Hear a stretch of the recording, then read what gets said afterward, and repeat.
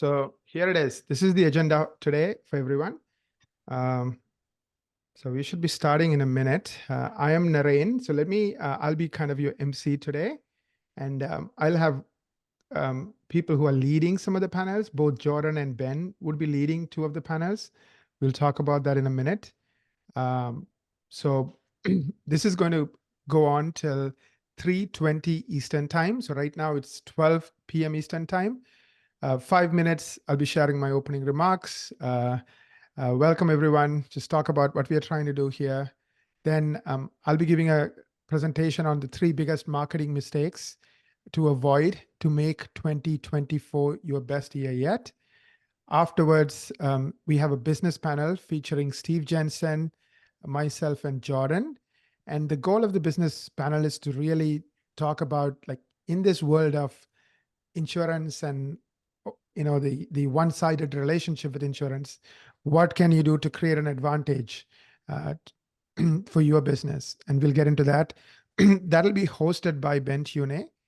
Then we have a 10-minute break. During the break, those who want to stay can stay. We will answer some questions, possibly from the audience.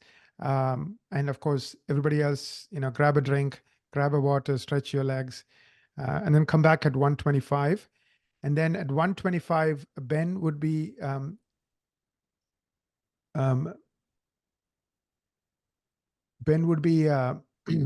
leading a topic called Increase the Efficiency of Insurance Administration. And then that'll be from 1:25 to 1:55. And then at 1:55, Jordan would speak, and he will talk about the 3 secrets to a successful dental membership plan. Then we go on a 10-minute break. We come back. We'll have best experts who know a lot about insurance and how to work with insurance companies. Tessina Bullock, Ben Tune, and Morgan Millett. They will join us at, actually, there's a typo here, I'll correct it, 2:35 Eastern. And then, 2:35 Eastern. And that'll go on till 3:15 Eastern. And then we will conclude. And the closing remarks would be given by Jordan Comstock. He would share the closing remarks, and we will conclude the presentation today. You will get 3 hours of CE. Here are the rules of the games for CE. You have to be here for the entire 3 hours. So we are taking attendance. We are watching who's here, who's not. Also, we'll give you a survey at the end. You have to complete the survey. These are not our rules. These are the rules, of the CE provider, the American Association of General Dentistry. So, we are going to follow it to the T. We are going to do what they ask us to do. So please work with us if you want that 3 hours of CE.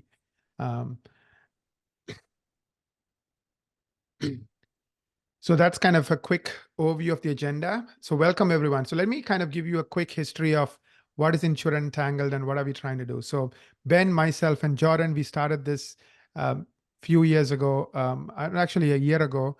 And what we realized is 85% plus of practices are on PPO plans, dental practices. And what we are noticing is these dental practices are paying less and less and less.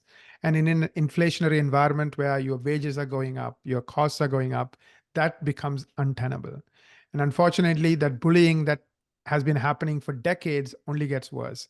So on one hand, you're getting paid less. On the other hand, your expenses are going up, which means who's getting squeezed? The dentist practice owner. So we wanted to kind of fight back.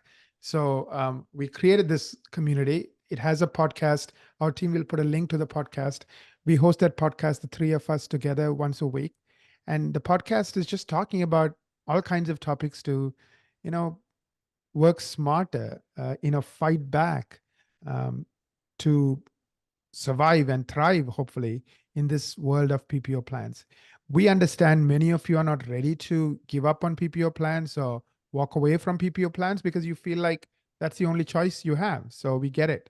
That's the case with 85% plus of practice owners. So we wanted to provide some ideas, some strategies, some solutions. That's where the whole thing started. So this is our first live event. We're expecting quite a number of people, and I know we'll be adding this to, we'll be sending this to all the people who are registered as well. So, if you want to share this video, share this presentation with anybody else, you can do that.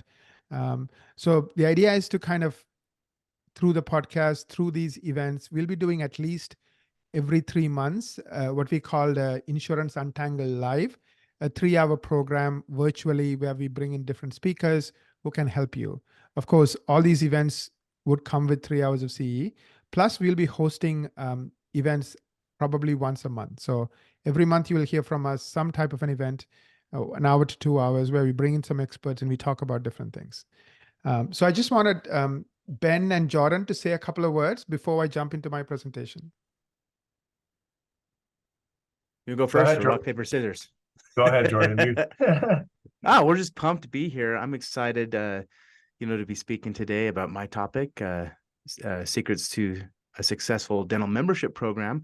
So, I mean, I have fun with you guys, so I'm excited to spend a few more hours hanging out with Ben and Naren. So let's go. Awesome. And good morning, good afternoon, those of you on the East Coast. We're excited to really build this community, with regards to combating insurance problems. I mean, there's an endless list of insurance problems, and I invite those of you that are here, especially those of you that deal with insurance, to jot down those issues. Let us know. Put them in the chat. Yeah. And email us. Let us know, and that way we can craft and formulate educational content surrounding the pressing insurance challenges that each of you experience. But as we go through this, of course, keep that in mind, is that if we don't hit on something that you're expecting, just let us know so that we can include it in future content. But otherwise, we're excited to kickstart this webinar today. Naren, back to you. Thank you. Let me share my slide deck and I'll jump right in. I want to also introduce Lila Stone here today. Lila is going to be helping me with this presentation, and she's doing a really important job. She's the one who's going to make sure that all the speakers are here on time. Because, as you know, a lot of people are going to come in and go, and we want to make sure they're all in on time. So that's her role. And Lila is a marketing strategist with us, and she's going to be helping me with the presentation today. If you have any questions, either in this session or in all the other sessions, put it into the Q&A. We'll try to answer your questions. If you don't know how to use the Q&A, you can also use the chat feature, and we'll get to your questions as much as possible. So bring all your questions. Laila, welcome. Do you want to say a word or two, Laila, as I pull up my slides? I've been with Equa for more years than, I think, 12 years now? It's been a long time. I've been with the company a very long time, and I love what I do. I love helping people draft a marketing plan that gets them the patients they need to get out of insurance.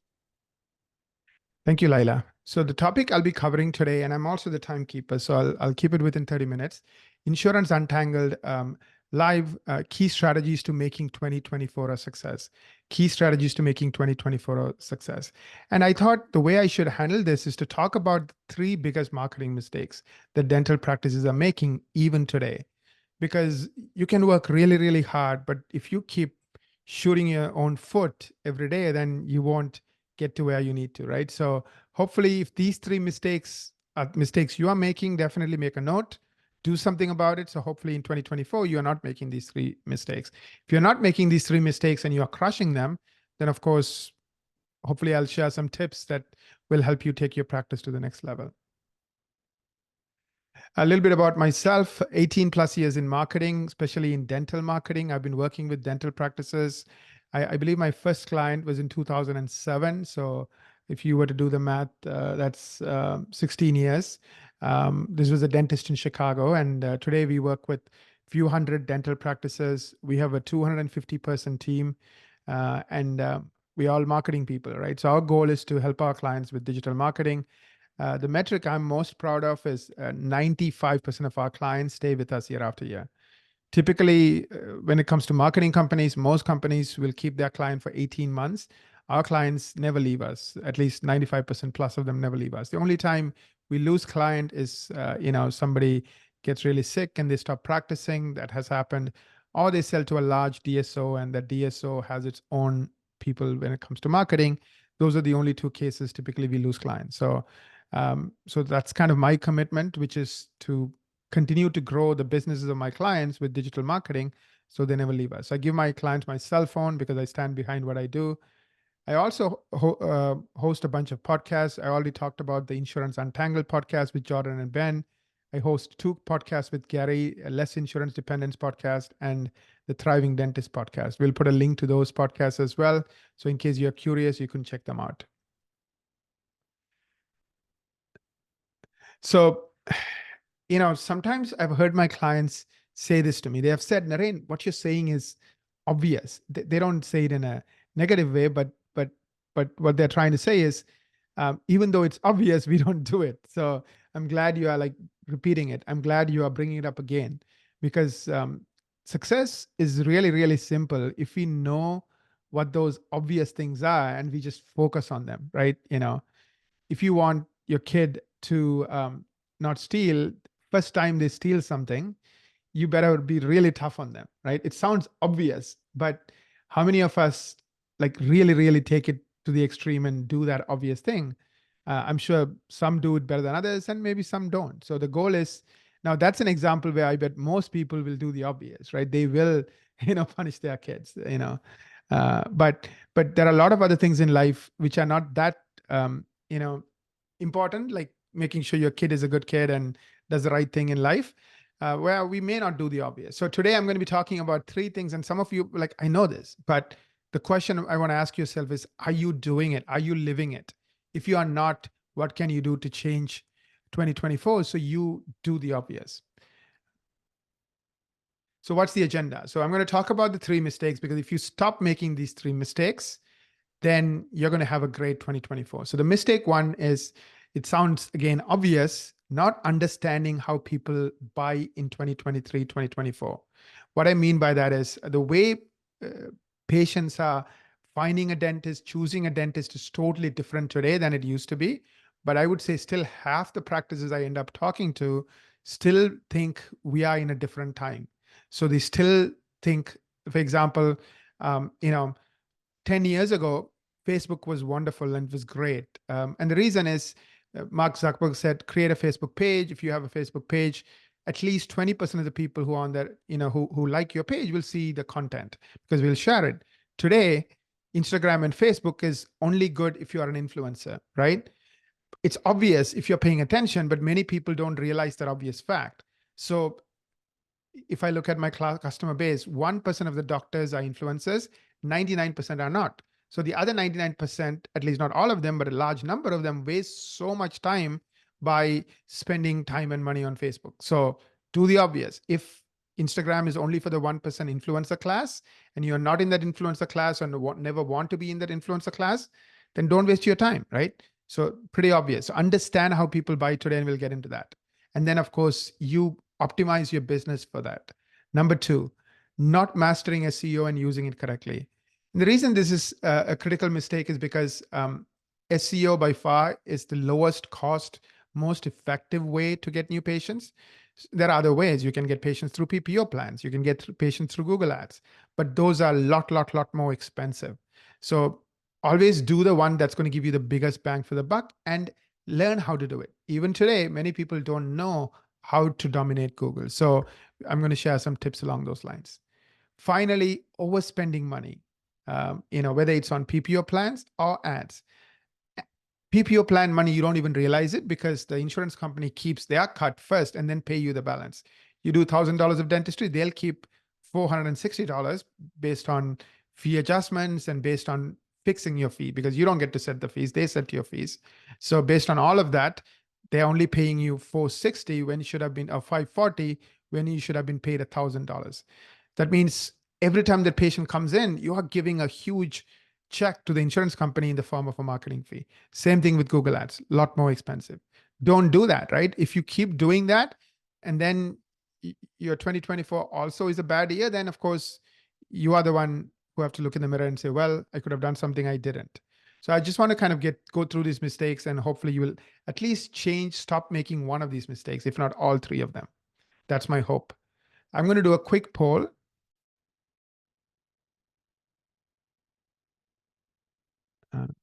There you go. And it's about practice overhead. What is your current, oh no, wait a minute. I think this is the wrong poll. So I'm sorry. I think our team kind of made a tiny mistake. Okay, never mind. So I'll just have you put the answers into chat. Are you getting enough new patients from marketing and are kicking the worst PPO plans to the curb? And the answers are, yes, I'm getting more than enough new patients, so I am kicking the worst PPO plans to the curb. That's option number one. Second one is I'm getting some patients, but not enough. And the last one is I'm hardly getting any new patients from marketing. So yes, I'm getting more than enough, and I'm starting to kick the worst PPO plans to the curb. Second is I'm getting some patients, and the third is not at all. So please share your answers in chat in your own words, and then Laila, let me know what the sentiment is. Maybe I'll give it a couple of minutes, let people type their answers in.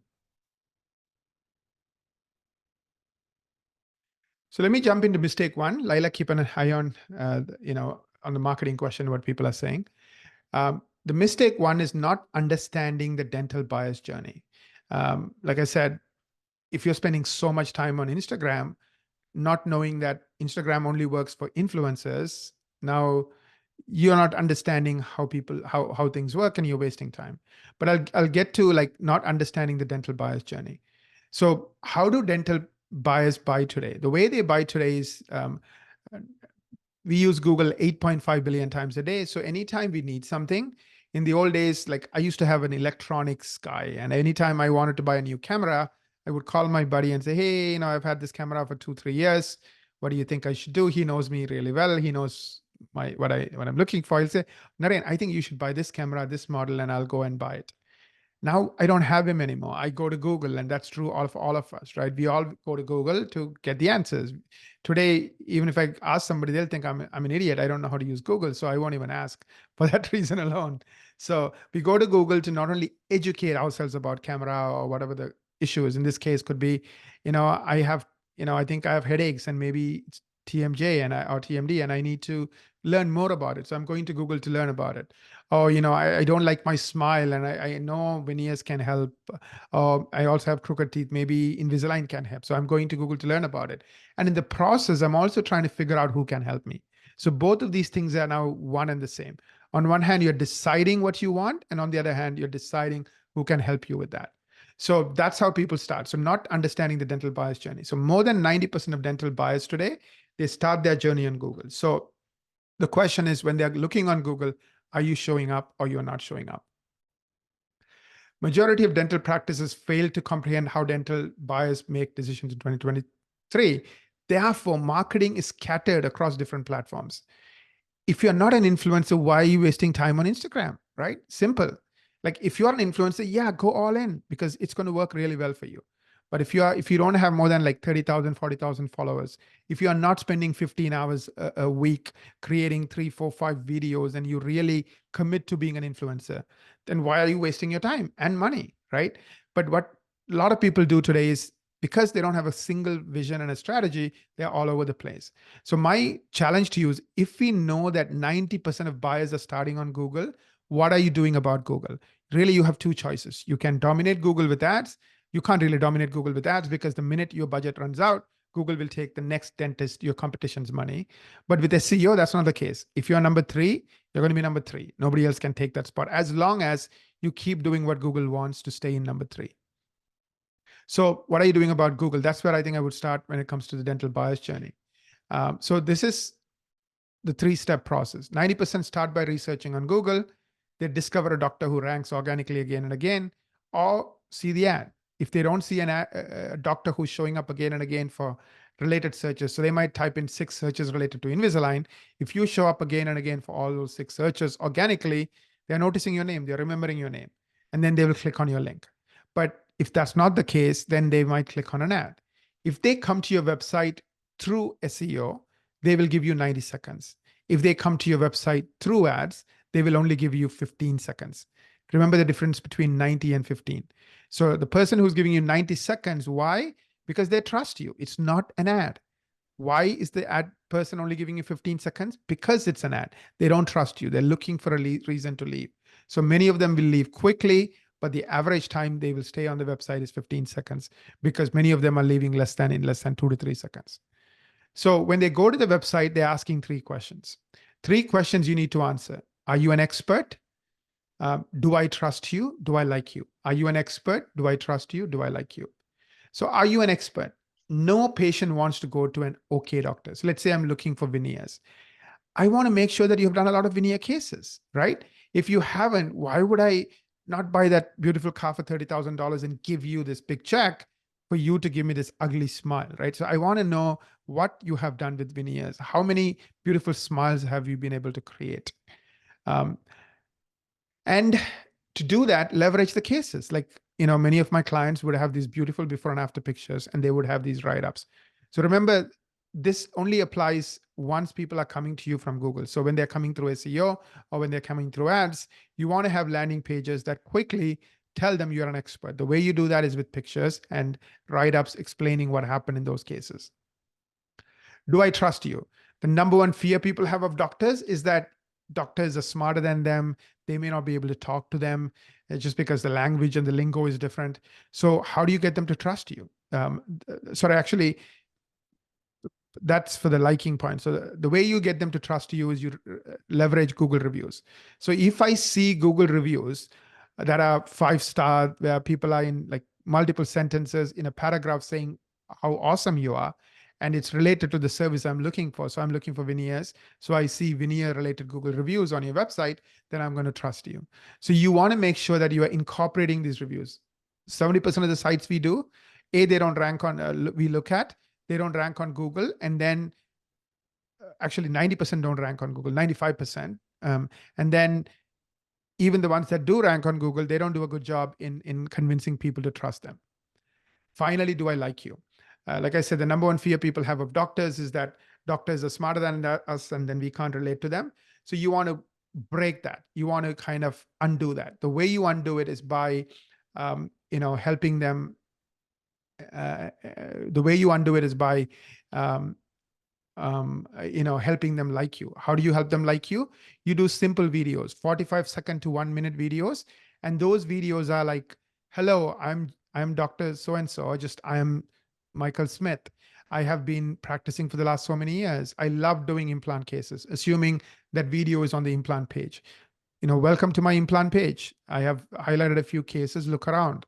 We would love to help you. Please give my office a call, etc. Right? So simple videos, welcoming them, making them feel at home. We like people who are welcoming, who are kind, who are easy to understand. So remember that. Do these simple videos. Don't hire a professional video person. Just get a decent smartphone, have one of your team members, good background, good lighting, just make it look natural. And then of course, have somebody who knows what they're doing, edit it, optimize it for search, and then put it on the relevant page. Today, 90% of patients use Google and choose a dental practice. Why? Google has become a habit, right? Google is worth $1.5 trillion because every person in the developed world goes to Google to find things, to find answers, to find solutions. So Google is used 8.5 billion times a day. Before people spend their hard-earned money, they want to make sure they're using Google to make the right decision, make the right choice. So if you don't show up, you are not considered a right choice. So you want to show up organically. Mistake number 2, not mastering SEO and using it correctly. Mistake number 1 is not understanding how people buy today and optimizing for it. Mistake number 2 is not mastering SEO and using it correctly. This is really, really important. 95% of dental practices get 0 patients free from Google. In other words, they have to pay money in the form of Google ads if they want to get patients from Google. So 95% of them get almost 0 or very little patients from Google for free. That's just how the SEO algorithms work. Why is that the case? Because Google makes $224 billion. So if everyone gets free traffic, then nobody's going to pay Google $224 billion. But if only 5% of you will get free traffic, then the other 95% will pay Google $224 billion. So it's just pure economics. So practices either dominate SEO or they get nothing. It's a dichotomy. It's like either you get into that top school or you don't. Like Stanford doesn't have a Stanford B school where even if you don't qualify, you can go to Stanford B school. There's no Stanford B school. Same thing. Either you are in the top 5% and you're getting 95% of the traffic, or you don't. There's no like in between. If you are in the top 5%, you get unfair advantages in life. Just like you go to the top dental school, you get a lot of advantages, right? Versus if you're not, your only option is to pay money and buy that traffic day in and day out for the rest of your career. So, I don't want you to struggle. I want you to dominate.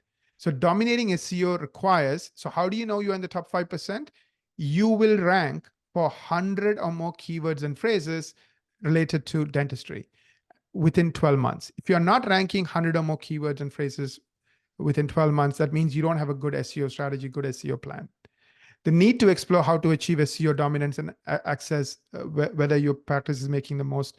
So you want to kind of understand how to dominate SEO. So here is the actual chart. Again, when I said only 5% of you will get 95% of the traffic, I was not making it up. This is based on a study where they studied a billion visits, and billion web pages. And they found out that 5% of them get 95% of the traffic and the others don't. And literally 90% of the pages on the internet get zero traffic from Google. So literally they get zero, zilch, nothing. So do you want to be in the 90% who gets no traffic, or do you want to be in the 5% who get 95% of the traffic? So search engine optimization is about getting into the top 5%. So you get 95% of the free traffic. Like I mentioned earlier, it's because Google makes so much money. That's why they make SEO so hard. So there is a bigger number of people, 95% of people, who have no choice but to give money to Google in ads. Now, of course, you don't have to give money to Google in ads. You can rely on a PPO plan, which is even more expensive. So let me reframe this quote for dentistry. 95% of the practices either have to give Google a lot of money for ads or have to give PPO plans a lot in terms of write-offs to get those patients. So do you want to be in the 95% camp who's spending 5 times, 10 times, if you're on a PPO plan, 30 times more money? Or do you want to be in the SEO camp who's spending 1/30th or 1/10th, a fraction on marketing, right? So, I mean, of course, it's pretty obvious what camp we all want to be in. We don't want to spend 10 times more or 30 times more. So how do you get into the top 5%? Google cares about 6 things. Just like getting into a top dental school, they care about a few things: your GPA, your interviews, your DAT scores, etc. Google cares about 6 things. If you ace all of them, you will get into the top 5%. NAP consistency, Google Lighthouse score, Google Eat, original content, quality backlinks, love letter monthly, Google reviews. NAP consistency, Google Lighthouse score, Google Eat, original content, quality backlink, love letter monthly, Google reviews. NAP is all about name, address, phone number. There are hundreds of sites. In our case, we have a large team. We go and find these issues for each client and we fix them. Google Lighthouse score, same thing. We have a large team that looks at every single page, and anytime your Lighthouse score drops for any one of your pages, and we fix it. Google Lighthouse algorithm is changing at least once a week or once a month, depending on like what Google wants to do. And anytime it changes, your Lighthouse score will drop. You have to fix it, and it's for every page. Google Eat, again, it has to be done on every page. E stands for expertise, A for authority, T for trust. If any of you have any more questions, I would recommend book a marketing strategy meeting with Laila, because she can go through this with you. And not only that, she can help you find out how you're doing in each one of these 6 areas. NAP consistency. So here is an example. Here the name is Live Smiles Dental Care.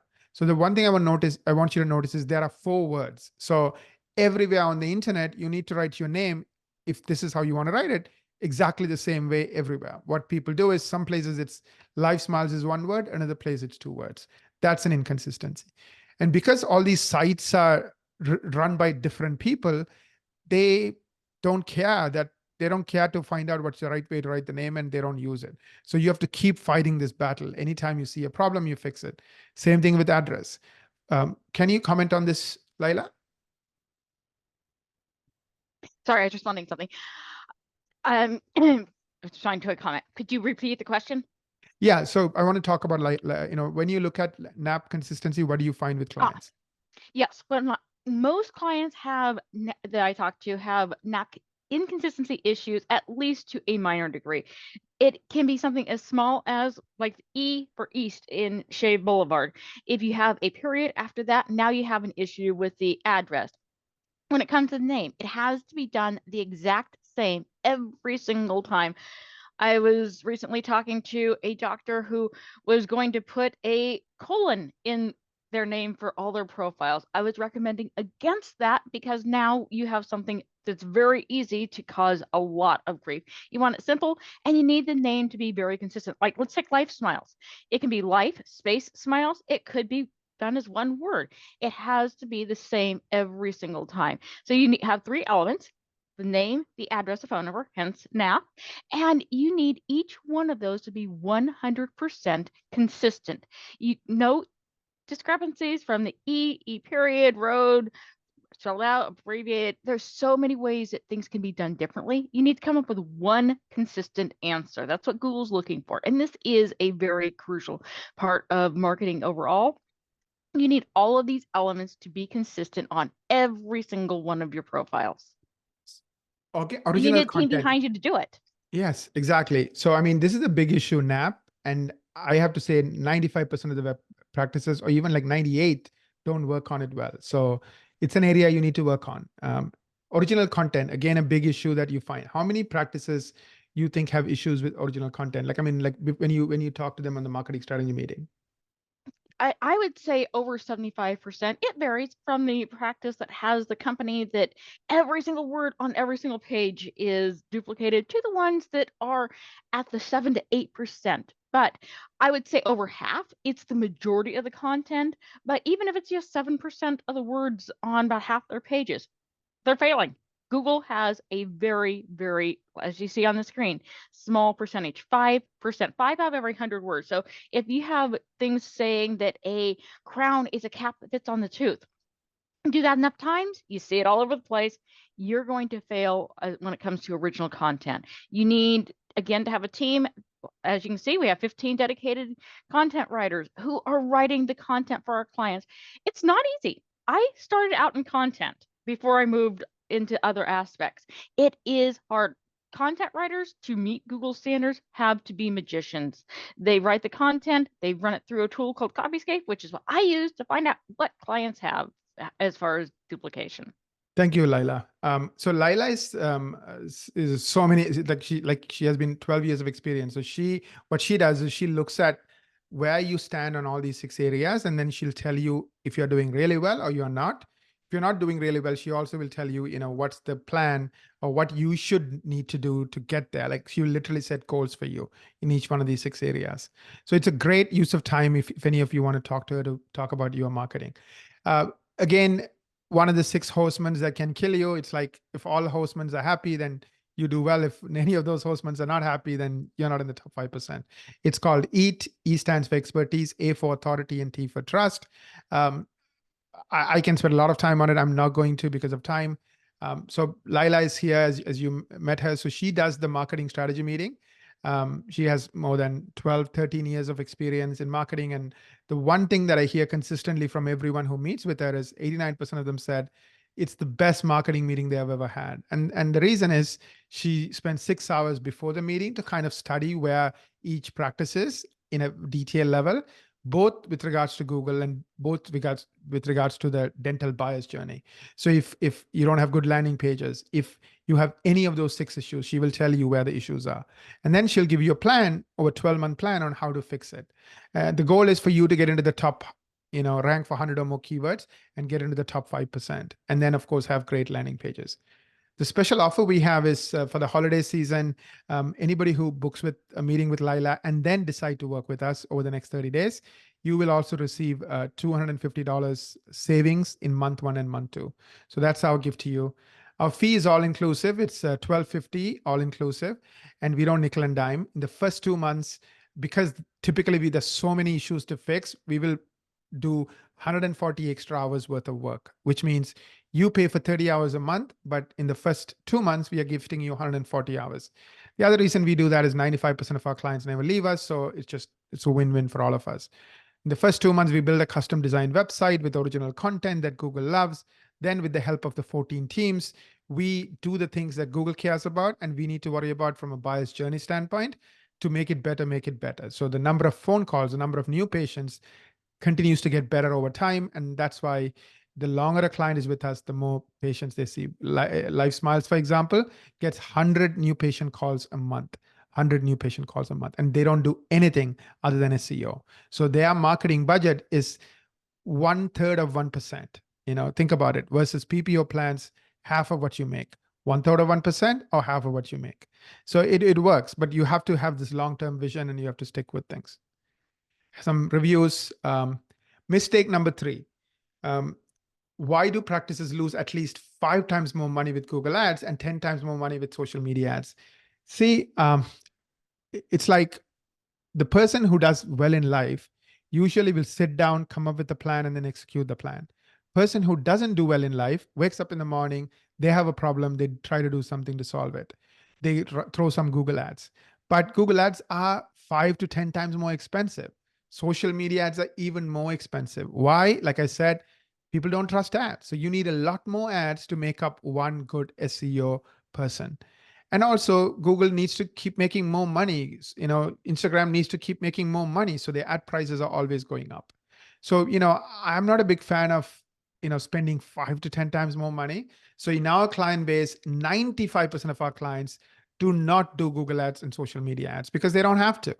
Like every time I give them a choice, do you want more new patients, but it'll cost you 5 to 10 times more because that's how much you have to pay Google or Facebook? They're like, no, I don't. Of course, they will use it strategically because they have some high value services for a short time or for specific reasons. I don't want to get into the specific reasons, but that specific reason usually is short term. So once it's done, once the goal is accomplished, they don't waste money anymore. Like I said, the reason it's more expensive is the amount of time they're willing to spend. 90 seconds versus 15 seconds and 5 seconds. And when they on Google, they type in the keyword that's called intention. When they're on Google Ads, again, they're typing in the keyword, there's intention. Google Ads doesn't have trust, so it drops from 90 to 15 compared to SEO. Social media ads, there's neither trust nor intention. Nobody's going to, Instagram to look for veneers. So they're not even interested. So you are randomly showing an ad about something they don't care about. Of course, that's why most of them leave within seconds. And, you have to kind of do that. As Google ads are 5 times more expensive than SEO, if your page doesn't convince someone you are really, really good at something, like unbelievable landing pages, don't waste any money. So step 1 I would do is like a litmus test. Do you have a lot of landing, before and after pictures, amazing cases? Do you have compelling videos? Do you have a lot of reviews? If these are not like amazing, forget about ads. Like don't waste money. You'll be like throwing money and most of that money will go to waste. PPO write-offs, how much are you wasting? You think Google ads are expensive? PPO is, 35% of what you make for the life of that patient, 40% of what you make for the life of that patient. So if you compare Google ads to PPO is 6 times more expensive than Google ads.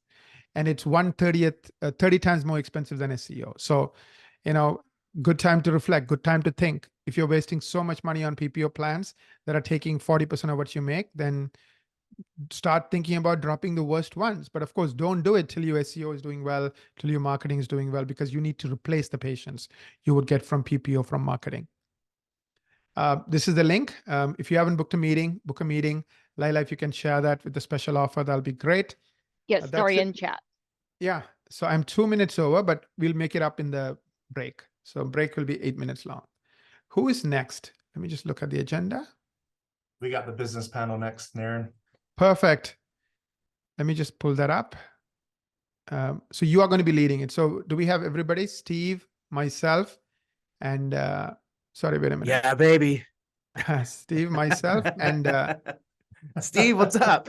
What's up? Jordan. Ben. Well, very good. So I guess this is my time right now, right? I'm going to be conducting this panel here. And Steve, great to see you. So for those of you that don't know Steve is a vice president of business development at Dental Intel. Really, really smart and super sharp when it comes to all things analytics and all things that the Dental Intel organization provides. So I'm going to interview you first, Steve, or at least go through some questions first, right? We'll direct. So just a couple of suggestions, Ben. One is, can you kind of tell us what's the purpose of this panel? What are you trying to accomplish with it? And then also, I think what we have done might work is like go round robin. So like 1, 1, 1, 1. So we can just, okay. It's kind of fun. We can all jump in. All right. So we'll rotate on these questions. I have these questions pulled up. We'll just rotate. We'll do Steve, Naren, and Jordan in that order, and then kind of recycle. I'm last. Seriously? Bro. Hey, we leave the best for last, right? I'm joking. Just kidding. Everybody here is equally powerful in terms of the content that's about to be shared. So the purpose of this business panel is to share with practice owners what they can do in 2024 to make 2024 your best year yet.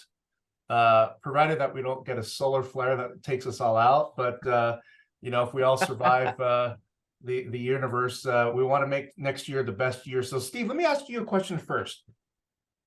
So as well, you know this, and for our audience, Dental Intel, or Dental Intelligence, the full name of the company, they have about 10,000 plus practices that they pulled data from. Probably more than that. Is that accurate, Steve? Yeah, that's right. Just over 10,000. Mm-hmm.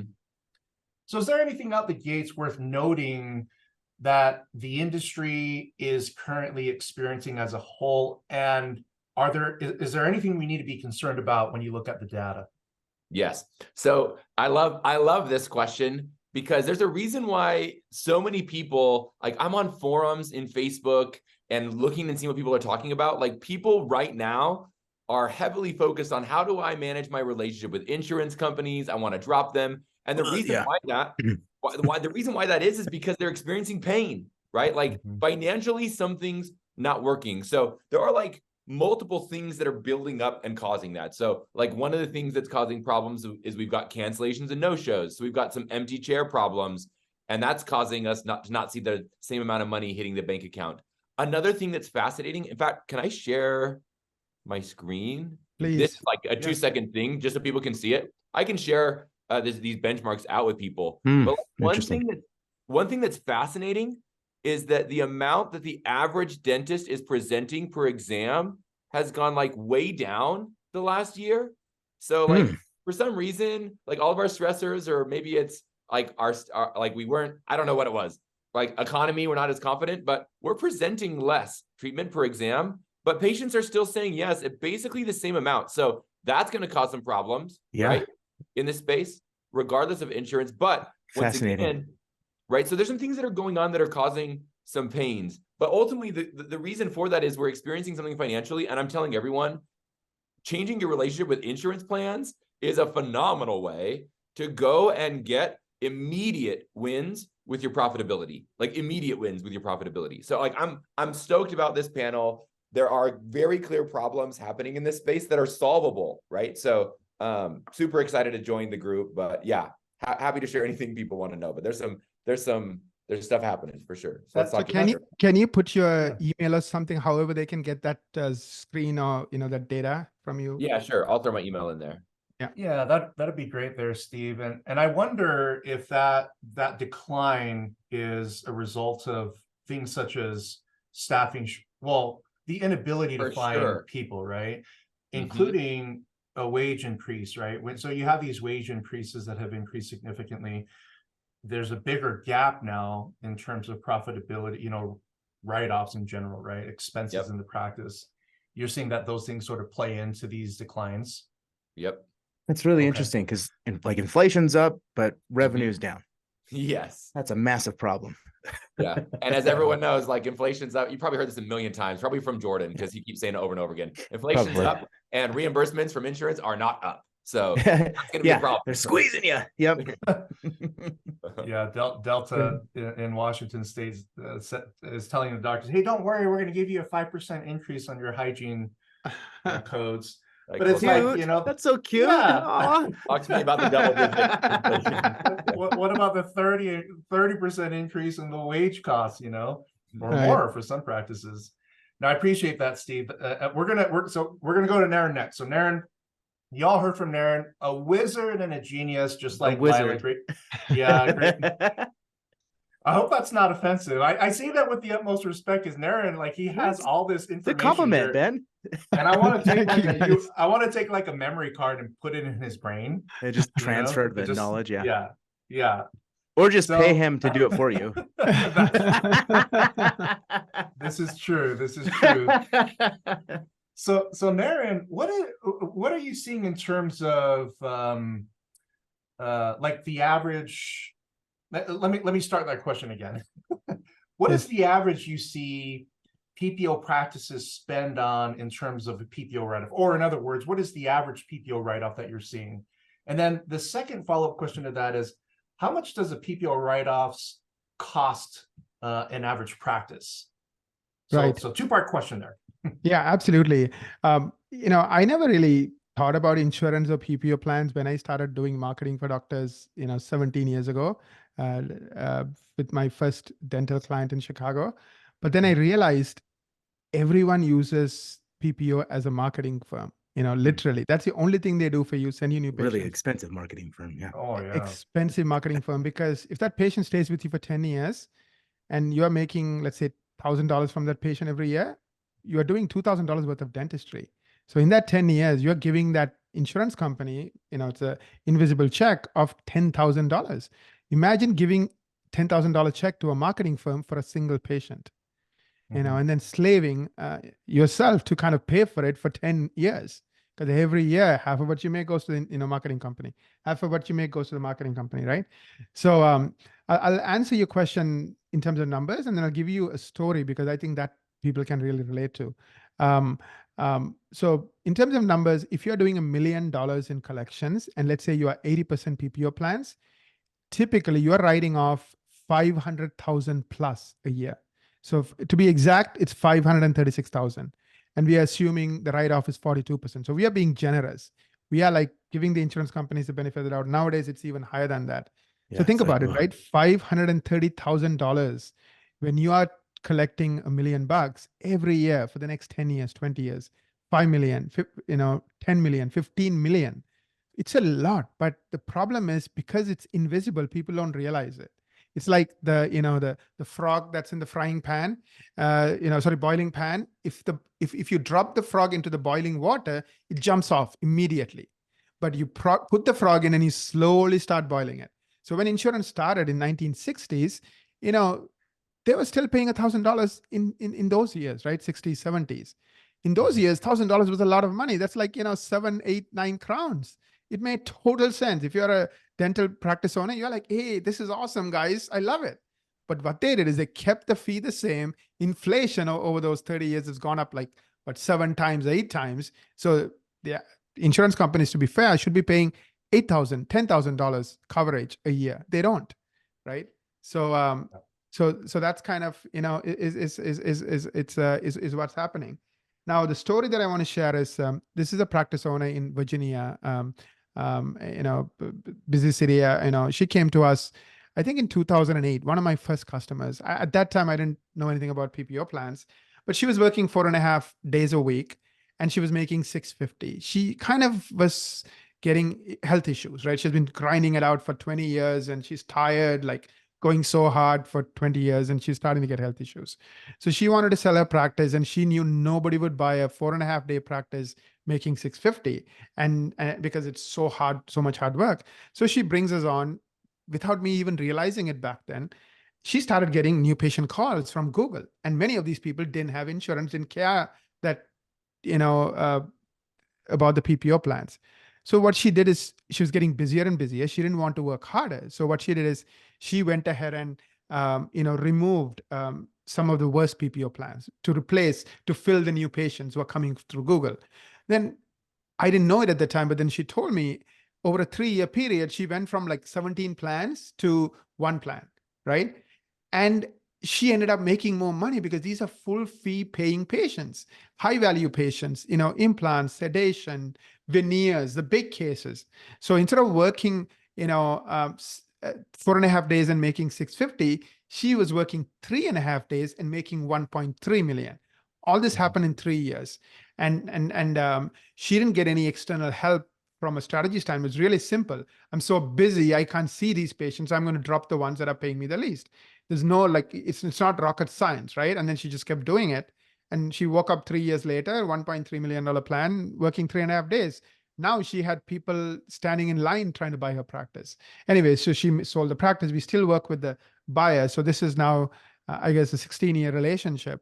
So the point that I'm trying to make is, like, numbers sometimes, especially for doctors, you're not like, you don't go to Wharton, you don't go to finance school, you're not living and breathing numbers. I know Steve loves numbers. I can see from every chart, every percentage, he's a numbers guy. But I mean, that's not a doctor, right? So typically, as a doctor, you may not appreciate these numbers, but hopefully the story will kind of help you understand, like why these numbers matter.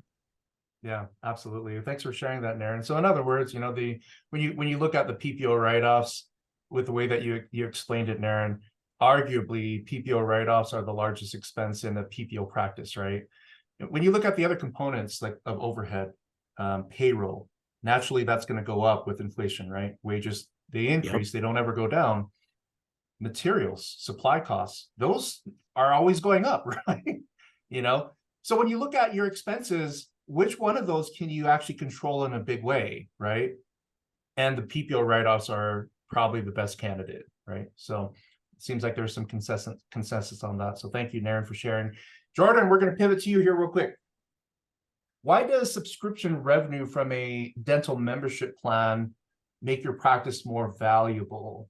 And then what can a BoomCloud client expect to see in sort of a 12-month engagement period in terms of— I got 2 questions I got to answer, Ben. I'm last, and I got 2 questions. We're doing 2 for 1. We're doing 2 for 1 specials all day long. And Ben, you could switch the slide. This is not Ben, by the way, the one on the screen. That's Ben, I mean, right? Jordan, That's Ben, Jordan, right? This is Jordan. Okay, when I hear like case revenue is down, inflation up, and revenue is down, like, man, that really bothers me for some reason. Probably because I run a business, and that doesn't sound cool. So talking about subscription revenue, why I love it is when you implement a membership plan that generates predictable recurring revenue, the cool thing about it with the state that we're in the industry is that, number one, membership patients spend roughly around 3 times more with the practice when they join the member. Think Amazon Prime. When you join Amazon Prime, you end up spending more and getting a package on the porch every day, like my wife does.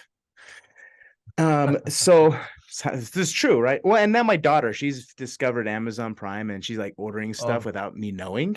And I just, yeah. So we had to sit down and talk about that. It happens in every house. It happens in our house. Yeah, right.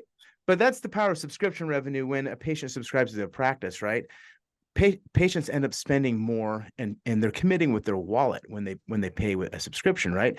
If you think about it too, when you generate a predictable recurring revenue stream for the practice, you stabilize your practice, right? We all know there's feast and famine months. There's weird economic patterns that dental intelligence is looking at, like weird number freaks, right? I'm teasing you. They're looking at all that data, and it's like, man, how can I stabilize my practice when there's weird effects going on in the economy? Mm-hmm. When you build predictable recurring revenue, whether you do dentistry or not, that revenue is coming in. We have practices that are generating hundreds of thousands of dollars per year in predictable recurring revenue, all the way up to $1 million plus in predictable recurring revenue. Whether they do dentistry or not, that revenue is coming in like clockwork. So that's how it increases the value of your business. If you're owning and keeping your business, you create a more stable environment for you and your employees. You also create a more valuable asset for when you are ready to sell the business to the next buyer. It's more attractive. So that's how you create more value in regards to your business valuation with a membership plan. So what was the other question, Ben? I already forgot. That's awesome. Oh, no worries. So the other one is, what can a BoomCloud client expect to see in a 12-month period? Oh, cool. So BoomCloud's my company. I'll talk about it more here in a minute, but most of our practices are able to sign up. It really depends on the practice size. And we have a calculator that will plug things in, and I guess we're numbers freaks too, like the dental intelligence guys, but all for membership plans. It depends on your practice size, but the average practice signs up about 140 patients in the first like 6 months ish, which generates between like $5,000 in monthly recurring revenue, roughly. But the cool thing is you just keep building it, and you have a compounding effect month over month as you continue adding patients to it. So top practices are in the millions in yearly recurring revenue. So that's kind of how it looks like. with our product.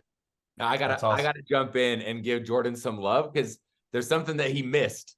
Because the question was, sweet, how does this make your practice more valuable? And he talked about like the financial side of things, which is good, great. But can I tell you guys something? He had a practice this last year that hit over $1 million in subscription revenue. That's amazing. Like when you think about what's going on there, that's like the lifestyle. So here's what I would say makes it more valuable.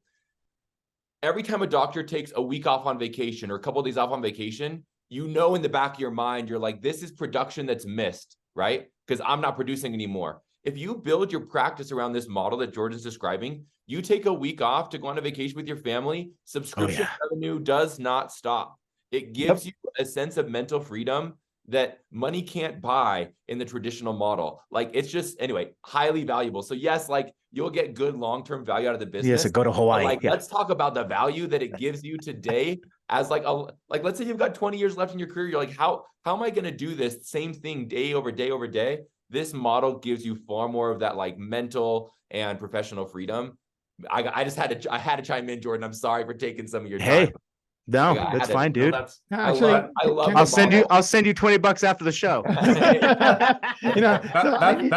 That's it, Jordan. 20? Yeah, he's gotta earn it a couple times throughout. It'll end up being 100. Actually, Go ahead, let me also give a small analogy, right? This is a true story. A dentist calls with this guy who runs McDonald's. And the guy who runs McDonald's says, well, you know the difference between you and I? I'm making money right now, even though I'm playing golf with you. You are not making money because you are not seeing your patients. Yeah. I think Jordan's practice is more like the McDonald's. You know what I mean? We think about it. This practice is making $1 million. He could be golfing, literally. And then, or she could be, on vacation, whatever it is. They're making that $1 million every year. So it's a different way to think about business. Yeah. Huge stress reliever in terms of you're not starting at zero at the beginning of every month financially, right? Yeah. I mean, when I managed my dad's dental lab before I started Boom Cloud, and that was the story every month. Like, we crushed it in August, right? And we generated all this revenue, in restorative, like crowns and dentures and things like that. And then all of a sudden the next month, October 1st or whatever, September 1st starts, and we start from zero, and we got to build up again. And it's just, it's tiring. Yeah. So lots of benefits for membership plans. So thank you for that, Jordan. Steve, we're going to pivot to you here in for a minute here. So the interesting thing, Steve, when it comes to data, or let me back up, when it comes to this whole concept of keeping up with the Joneses, right? You buy a BMW, and then a month later, your neighbor buys a BMW, right? And you have this friendly competition going on, right? Neighbors, they compete by what they see, their neighbors do. In business, when we have a framework of a business model to follow, right? A lot of times, if you follow the instructions, you could be as successful as an existing business that you're looking at. But when it comes to dentistry, and you want to kind of compare where you're at against where your colleagues are at, right? In terms of fees and production, and you want to know, am I even in the ballpark of what my colleagues are producing, right? Whether it's high or low. What do you recommend in terms of a place to start to measure, where do I stand against everybody else? Yeah, that's great. And I'm going to give like a combo answer here. One is on fees, and then two on a number I'm going to call annual patient value. Since Jordan kind of was leading into this, like, how do we analyze the profitability of like an individual patient or a family unit? So the first one, fees. There are lots of companies that can do a fee schedule analysis. If you want us to do one, we do it for free. So we can just go and sync with the practice management software. But I love the way that Dental Intel does it. So here's what we do. The way that I like to do a fee analysis so you can understand where you rank against your peers is, instead of looking at your UCR fee schedule, I know that you think it's usual, customary, and reasonable. But what we found is, when we look at the total amount of procedure codes that you bill out and the actual dollars that you're billing, your UCR fee schedule and the actual average dollar that you bill for that code are way different. So we like to show you, what is your actual UCR fee schedule and how does that compare to what percentile you're in. So we'll tell you if you're like in the 50th percentile, like your average, if you're above average, or if you're well below average. So I would start there. Like, let's look at fees, but fees alone don't tell you the whole story. The second piece that I suggest to people looking at in terms of numbers is one that's called annual patient value. And that's really simple. If you want to get your annual patient value, all you do is you get your total number of active patients, and we define that as ones you've seen in the last 18 months, and you divide that by your total collections for that year, right? It's easy, and that will tell you your annual patient value. And I'll tell you the industry average is $677. And that is $670. Yeah, like I'm telling you that is helping practices be profitable, but it's not as good as what it could be, right? So when you start to look at higher performing practices, ones that are implementing more clever strategies, we're talking that number is almost double. So one of the ways we can do that is we can obviously negotiate our insurance fees. Another way that you guys can tell I'm clearly a huge fan of is starting to make a transition with getting more and more of our patients on a membership plan. It's predictable and it's far more profitable, right? Like, Jordan, what's like the average membership fee getting charged per patient? Can you speak to that a little? So like the average subscription? Yeah, like people can do the mental math. Like, okay, like if I collect that every month for 12 months, on average, what am I going to see those patients bringing in the practice versus what I see on average from, just so everyone knows, like the average dental intelligence practice is probably in network with PPOs. We've got some top performers that aren't, but like that $670, $677 represents a PPO dependent practice in the US. Yeah. So the average yearly subscription is about $450 a year. Yeah. So you're already $200 off of average just from subscritions. Yeah. Just from the subscription. Of that extra restorative work yet. Well, right? And that's like, not amazing. The cool thing is too, when we talk about, I call it ACV, but it's, I guess in dentistry, it's APV, average patient value. Yeah.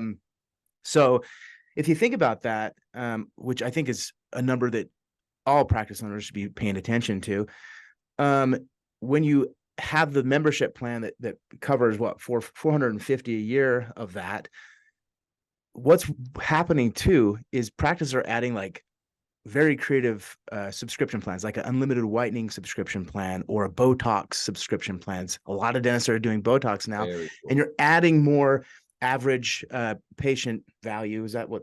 Yeah, the average patient value of the year. You're adding it in subscription form, so you're going to get that year over year. So that's all I'll say there. So. Cool. So then, where I want to go with this, so Jordan obviously has insight into what that looks like for the membership plan. What I suggest practices do, if you want to understand, okay, what insurance plan should I drop? What's more profitable? What's not? Look at annual patient value, which once again, I had someone ask if I could repeat that. Annual patient value is just simply your total collections for the year divided by your total number of active patients, right? And that will give you your annual patient value. So basically, on average, how much collections do I produce per patient? Yeah. And what I want to do, though, is where this becomes really valuable. I want you to look at your annual patient value by payer, so by insurance company. That helps you get a better story than just simply looking at your fees, right? When you look at annual patient value by payer, you can start to understand, how do these patients engage with my business? Some of us might be willing to make a deal. Let's say we have a slightly lower fee schedule with the insurance plan, but those patients say yes every time we present treatment, and it bolsters the annual patient value up. Like, we actually produce quite a bit. I might be willing to make that deal, but it might be that your fee schedules are higher. Maybe they say yes to treatment less. And so our annual patient value is actually quite low on a certain patient group. So I also love to look at that annual patient value by payer. That will help us hone in on true like profitability for each plan, so that we make the right decisions when we're getting out of network and transitioning. Steve, I think that's cool. Yeah, another cohort, I'm sure in this exact same thing, is maybe look at annual patient value for those who are not on PPO plans. Yes. And then see, okay, if they are, let's say, bringing in 2 times as much because they're coming in for these higher value services, how can you grow that also, right? Because if I can make double the money with some patients, I want to get more of those kind of patients. Absolutely. Well, that's the best way to grow your practice, is increasing the average patient value or the annual patient value. That's the best way. Right. It doesn't have a patient acquisition cost tied to it.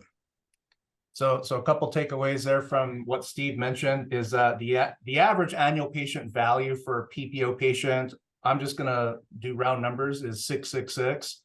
And then for non-insurance patients, it is double.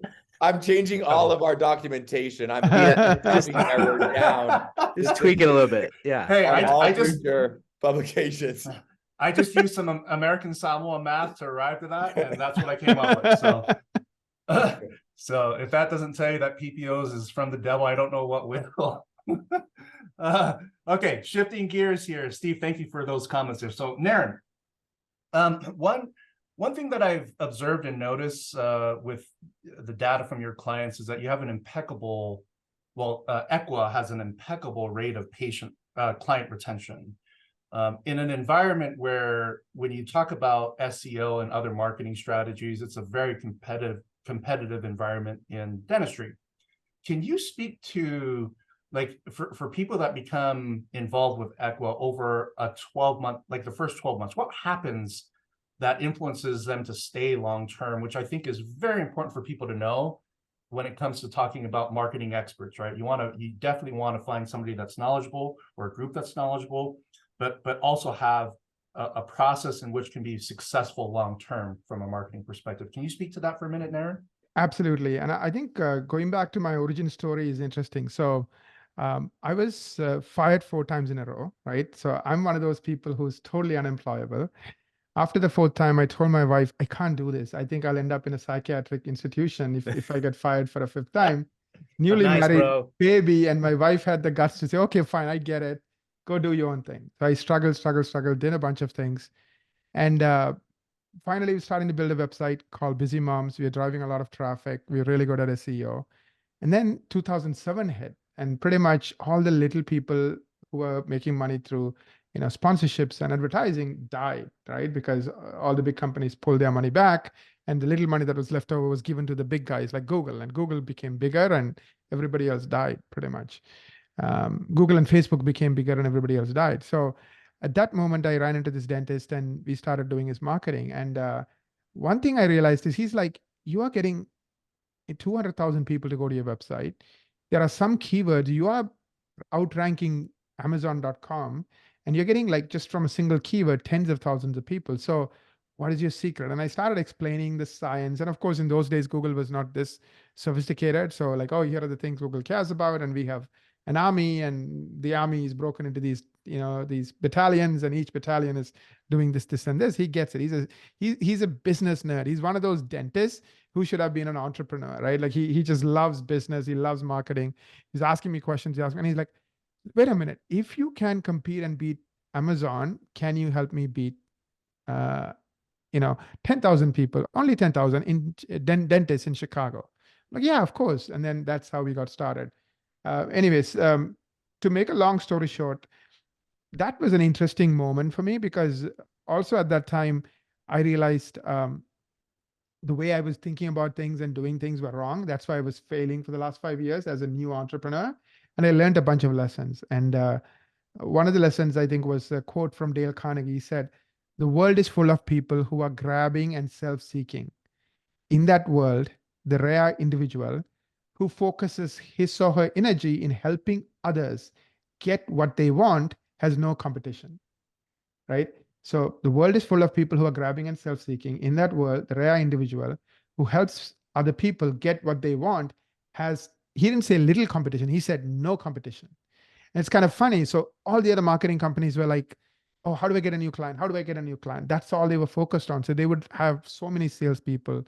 They would go to all these conferences and they would get these clients. And then they don't focus on helping other people get what they want, which is, what do the doctors want? So what happens? Doctor signs up, spends a year with them, nothing happens, then they fire them and they go and find the next guy. But this entire marketing landscape was full of that. So I'm like, it doesn't make sense. I hate sales, just because I just think sometimes salespeople, not all of them, but some of them can be sleazy and they'll tell you what you want to hear and not being honest. So I just hated that. So I'm like, how do I build a company without salespeople or very little salespeople?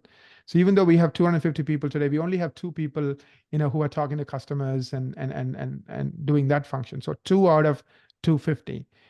What I realized is just do what they want. Like, my clients want something really, really simple. They want new patients and they want done for you. meaning they don't want to do any work, or they want to do as little work as possible, and magically they want the phone to ring. That's it. The other thing I realized is they don't really care about just SEO or just this. They want, like I said, the new patients. So we need to do everything start to finish, from the website, from SEO, from landing pages, from phone calls, to everything start to finish. And if I can build a company that was all about growing the number of new patients they're getting every year, then I will have clients for life.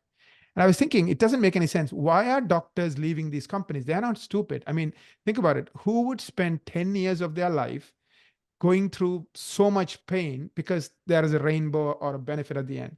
Those people who are smart, long-term thinkers. So on one hand, they're super long-term thinkers. On the other hand, they're switching marketing companies every year. So what's going on? And then I realized nobody's focused on getting clients, more new patients every year without increasing fees. So we came up with this idea of flat fee and not increasing the fees. And then our goal is to get you more new patients next year than we did this year, but your fee doesn't go up.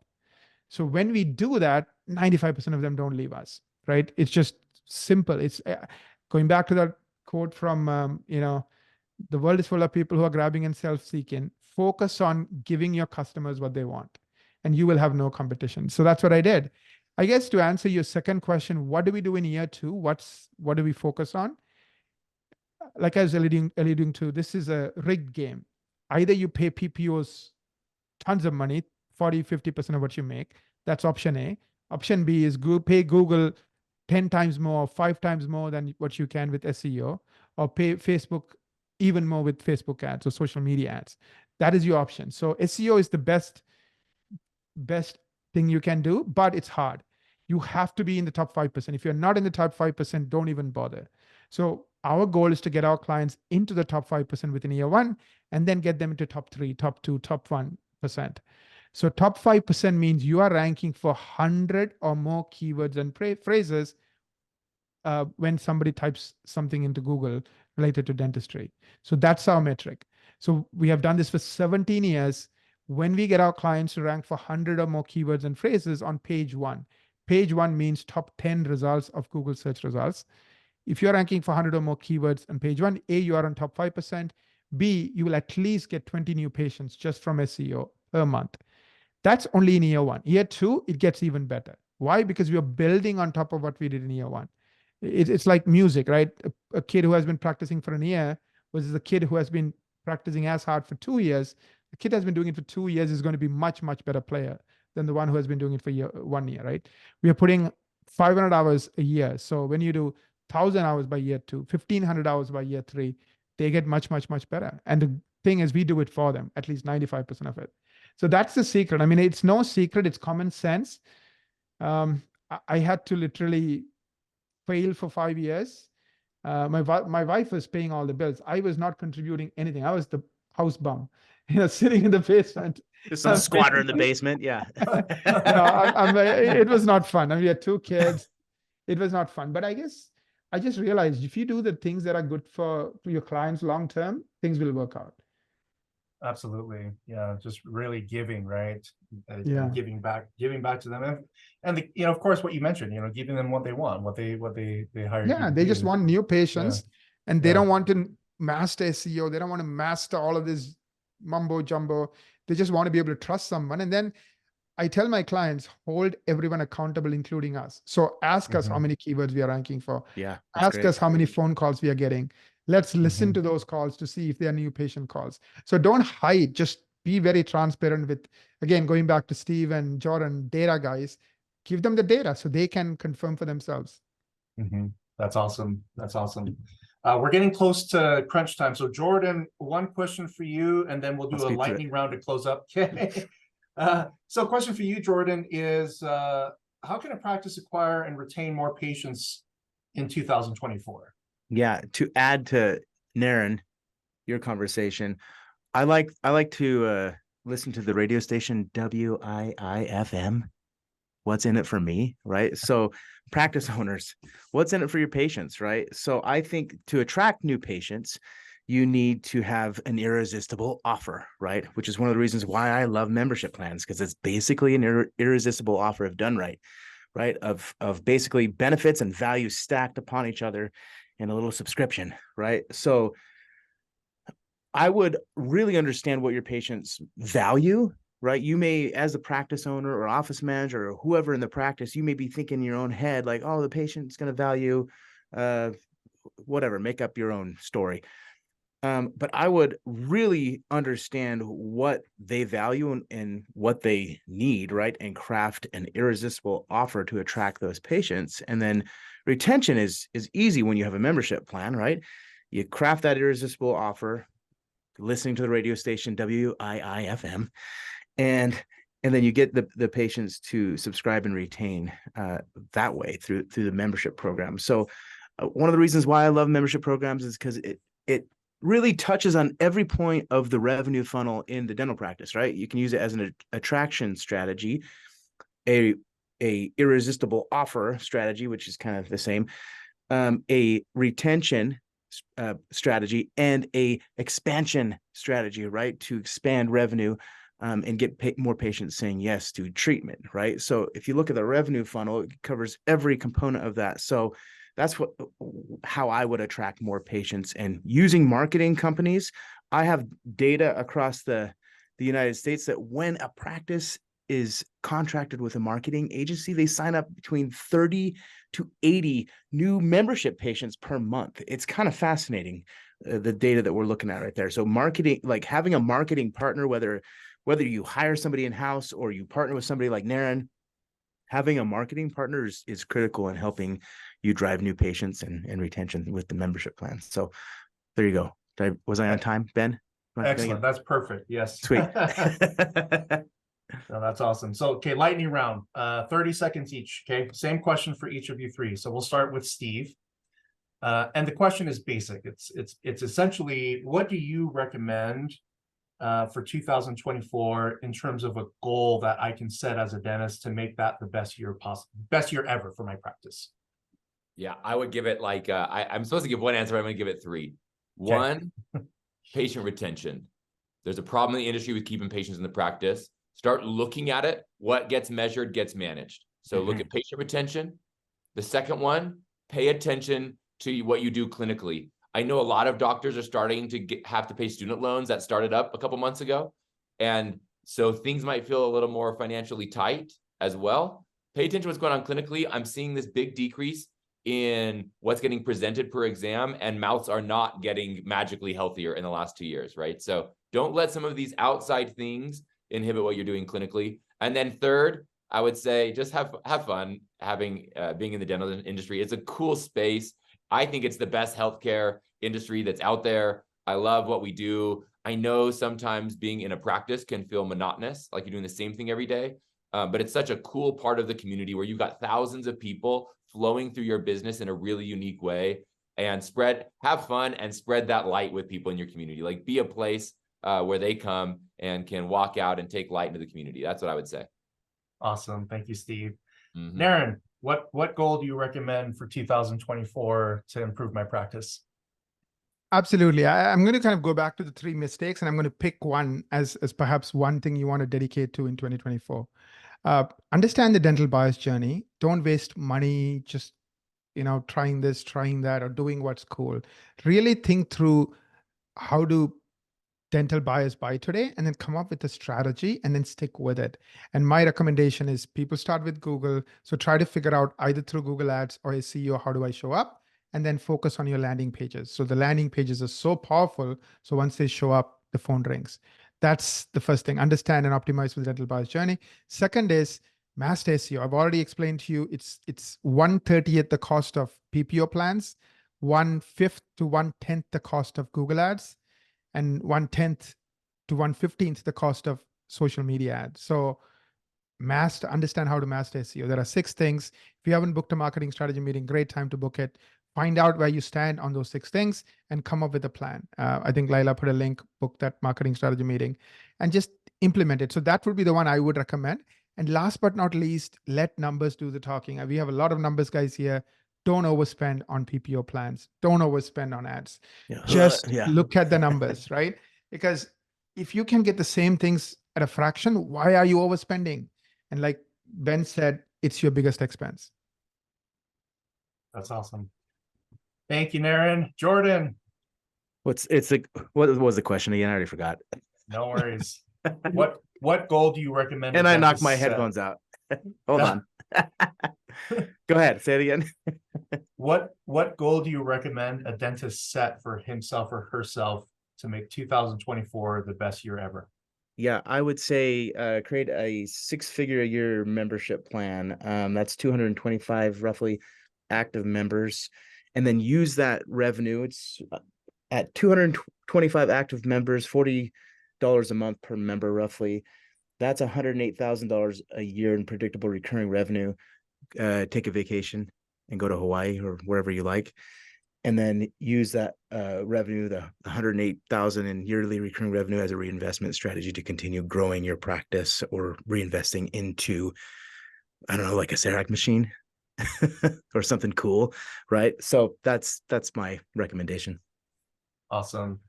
Gentlemen, thank you so much for your expertise, the time that you spent sharing your tips and experience and advice with the attendees today. So we're going to go ahead and close this business panel for today. I'm going to yield back to our host, Naren, which I believe we're going to do a 5-minute break. Is that right, Naren? That is correct, because we did take up 5 minutes. So we'll take a 5-minute break. We'll come back and Cool. see you in 5 minutes.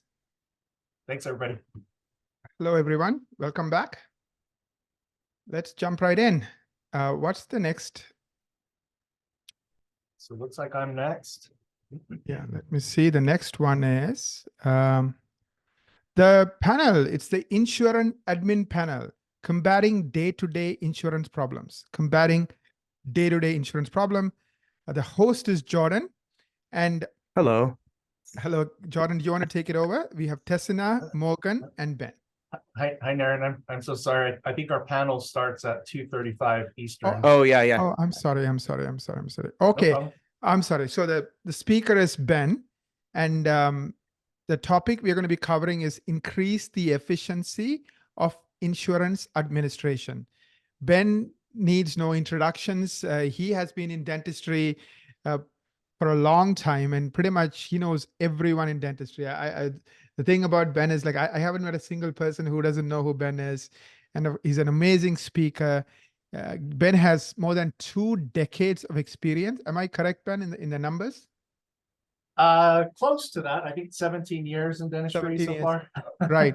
17 years of Nice. experience working with insurance company, as especially the big bad PPO plans, helping negotiate, being the advocate for PPO plans.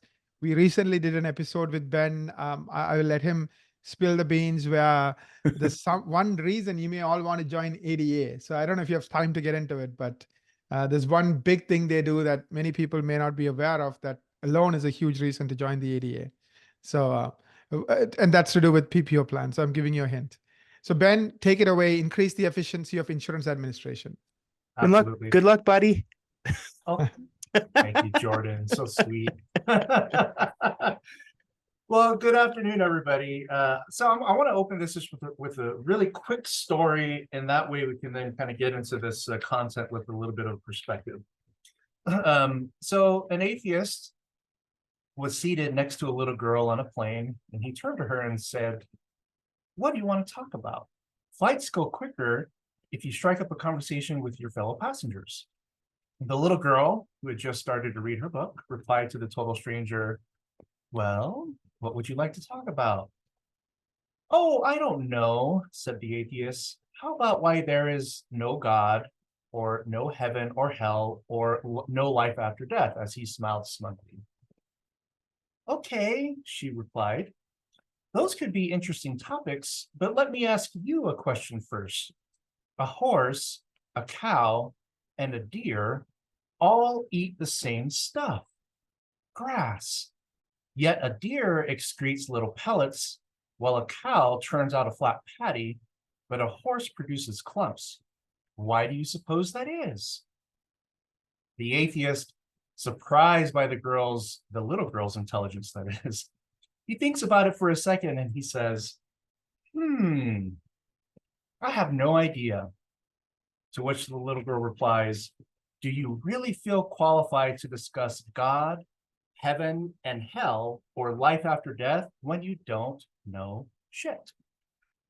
I apologize if that offended anybody, but I always like your jokes, Ben. you know, when it comes to dealing with insurance, that story is 100% applicable. I mean, I just answered an email from a client that was saying, this insurance company told me to do this. And when I looked at their contract, I replied and said, actually, no, contractually, you're not obligated to do anything that insurance company says, right? But we have this really contentious relationship with insurance, you know, where you submit a claim and then you'd be lucky if, like on Perio as an example, if that claim comes back fully paid for. And I fully recognize that these issues as it pertains to insurance administration are increasing for in-network providers, that is. And so part of what we'll cover today are some quick solutions on how we can combat these crazy insurance problems that we're all going through. So I'm going to go through this really quick, lightning speed. So if I say something or don't get to your question, send me an email at this email that's on the screen. Here's the objectives. We're going to talk about, you know, when, like my example, when insurance carriers are telling you to do something outside of contract, or in the case of, you know, you submit a Perio and it gets denied and you appeal it a number of times and it still gets denied. You know, the question becomes, well, Perio benefits are available. The patient clearly has gum disease, but their insurance is useless, right?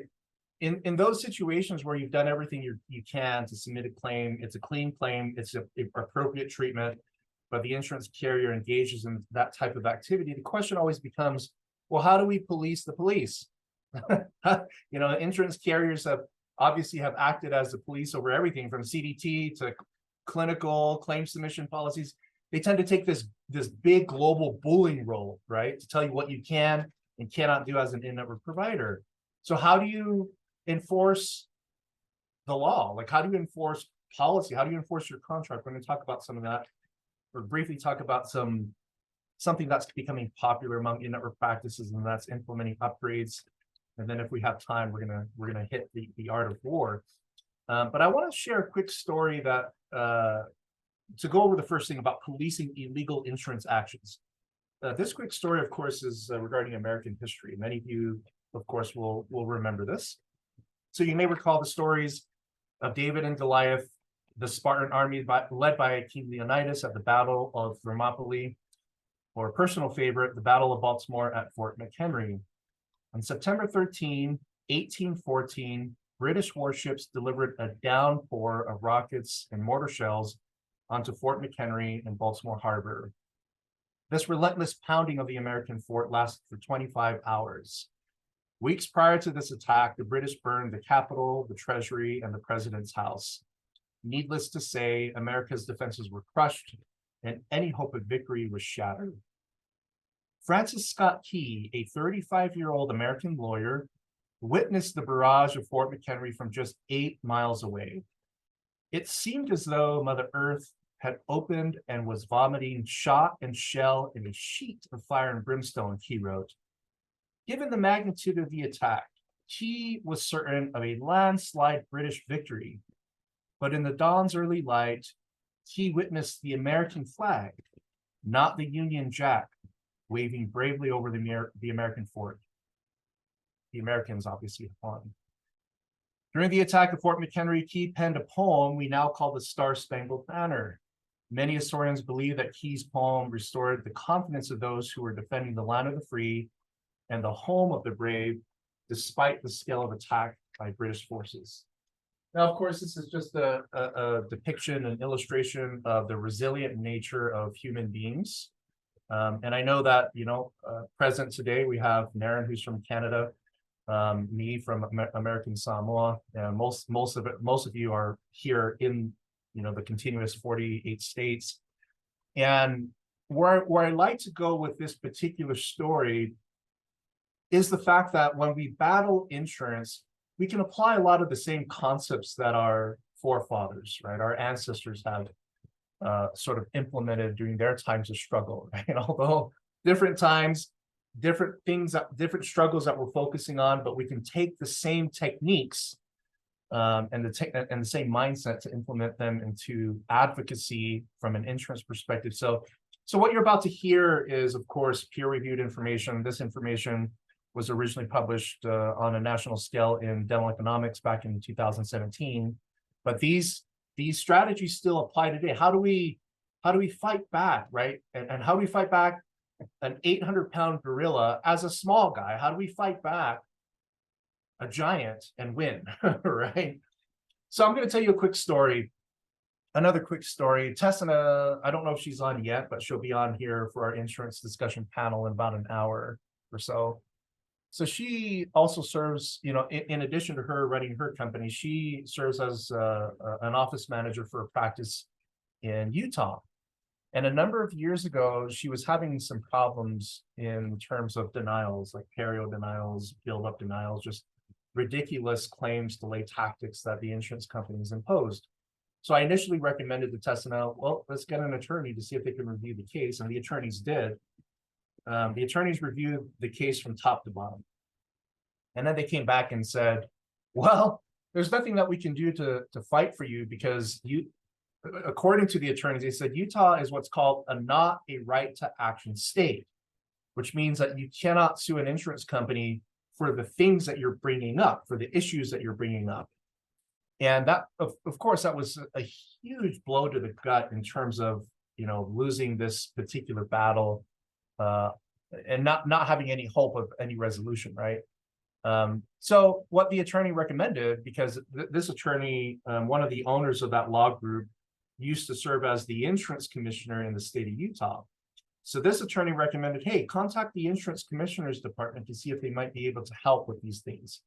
So that was Tessina's next step. She called, spent no more than 5 minutes talking to somebody at the Utah Insurance Commissioner's office, where they said, well, what you're reporting to us is a non-issue, because you're the first in 10 years that we've ever heard a complaint of this magnitude against an insurance carrier, which is a common complaint, right?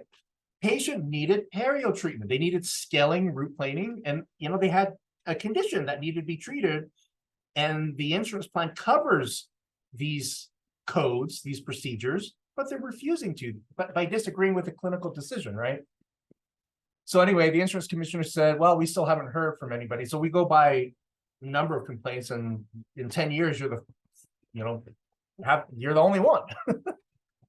So Tessina was smart. She was sort of one of those that thought, well, I work with other groups here in Utah. I live here. Let me go out and see who else is having problems with these issues. And essentially what she did is she got a lot of office managers throughout the state willing to complain to the insurance commissioner about the same thing. So when she followed up with the insurance commissioner and said, hey, I have a couple hundred office managers that can show you that what I'm experiencing is the same as they're experiencing, and we all want to come together to report these issues, because patients, bottom line is, patients are not getting the benefits that they deserve, and they're likely going to have to pay full out of pocket for these things that should be covered by their insurance. So the insurance commissioner, being a department of government, there's no way that they could take on 200 practices, 200 complaints. So they told Tessina that. They said, oh, pump the brakes. We'll look at your stuff first, and that way we can see what's going on before we represent other patients from other practices. So all the paperwork was sent to the insurance commissioner, same paperwork that was sent to the attorneys. And a few months later, the insurance commissioner came back and said, Tessina, you are right. These insurance companies are violating state and federal guidelines as it pertains to claim submission, clean claim submission. And in essence, the laws state that if there's no impropriety or defect to claims, meaning you forgot to submit a certain supporting piece of documentation like radiographs, narratives, or you have missing codes, right? If the claim is clean, then by law, the insurance companies have an obligation to pay those claims within a certain period of time.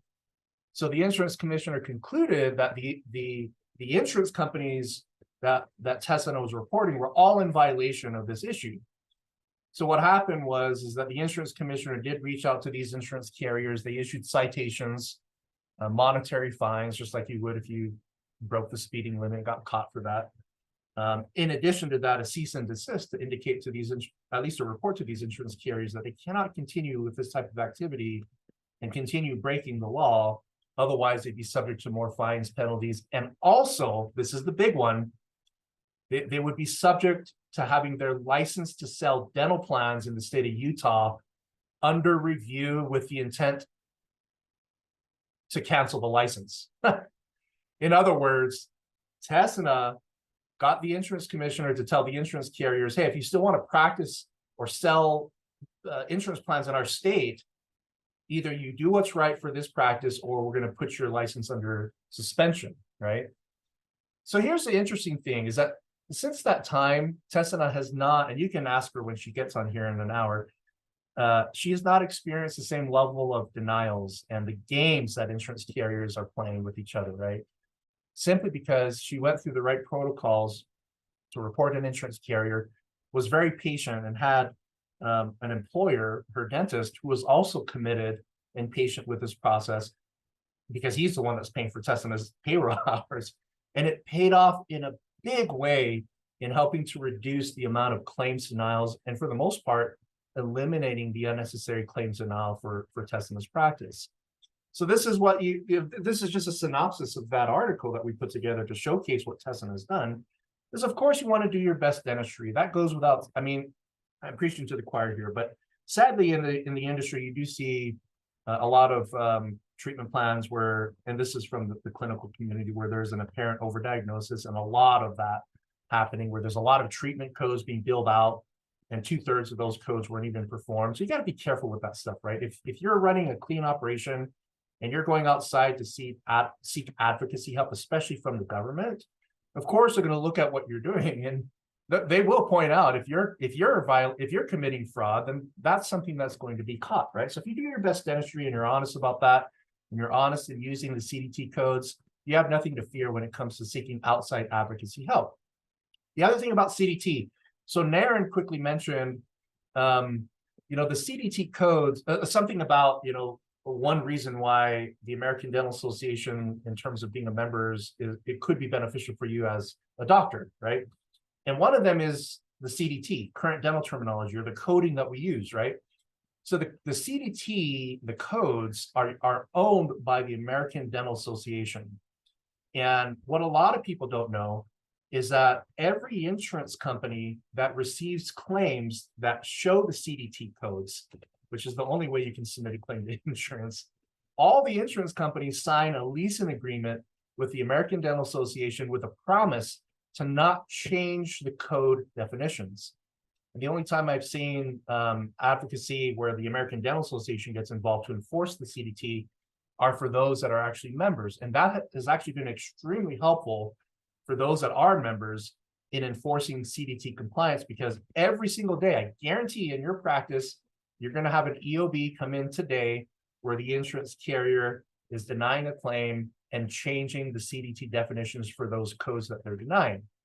For instance, buildups, right? A lot of times insurance carriers will say, well, there's, they'll bundle the buildup with the crown, which is a policy on the insurance company side that they can do. But a lot of times they redefine the buildup, right? To indicate that, well, no, it's not necessary for retention. So we're going to not only deny the buildup, but we're going to deny the crown. And we'll be happy to reimburse this as a forced surface, composite, as well as perio, right? Where you have stupid indications that there's, only 4mm pockets. There's no evidence of bone loss. When you look at the radiograph, and 5 dentists can say, there's the bone loss right then and there, right? But, you have these challenges by the insurance industry. To me, it's 2 things. Number one, there's a lot of challenges on your diagnosis without insurance companies coming out and saying it directly, right? But they are. A lot of times they're saying, well, we just don't agree with the treatment that you did. And so, I see this all the time where scaling and root planing gets downgraded to a prophy, right?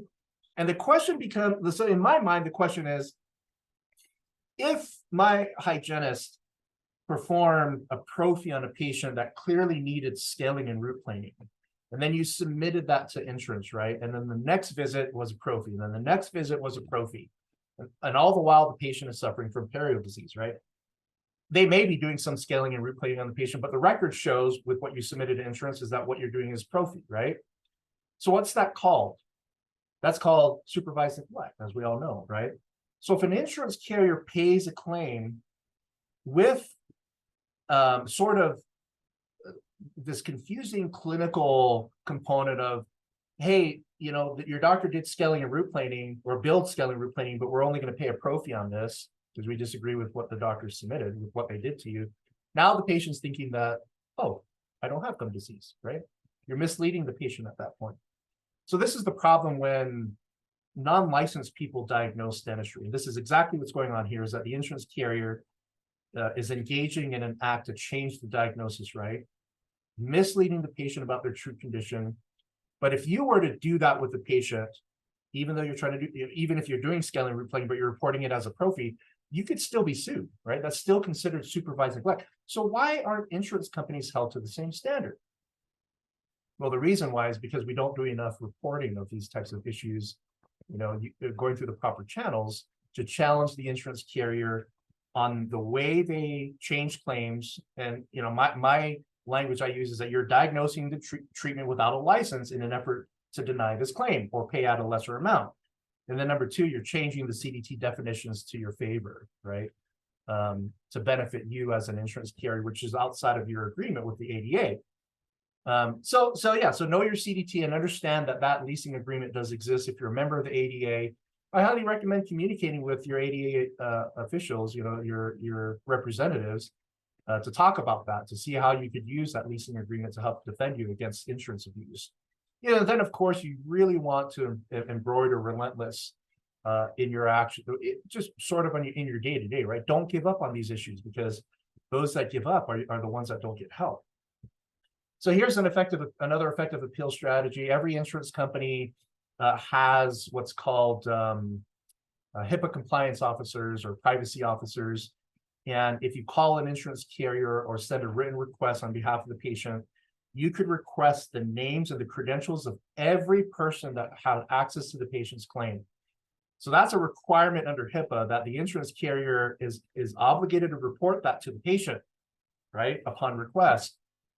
And with that information, you can also ask the insurance carrier to point out who made the decision to deny the claim. And what you find with most insurance carriers is that it's an automated system that denied the claim, right? Earlier this year, Cigna was sued by, I think it was the state of California. So this was published in the national news.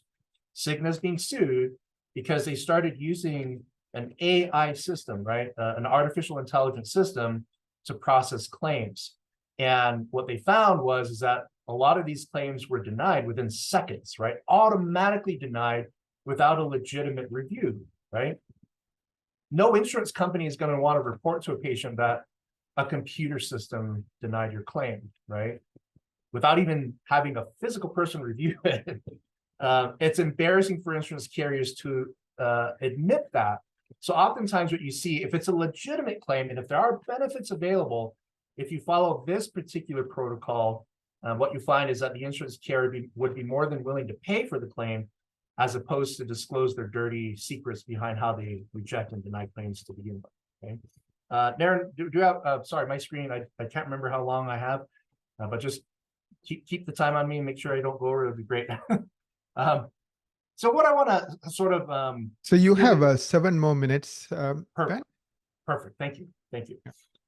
So I want to quickly pivot towards another aspect. So I know a lot of what I teach, a lot of the information, I hear a lot of doctors say, well, this is the first time I've ever heard of it.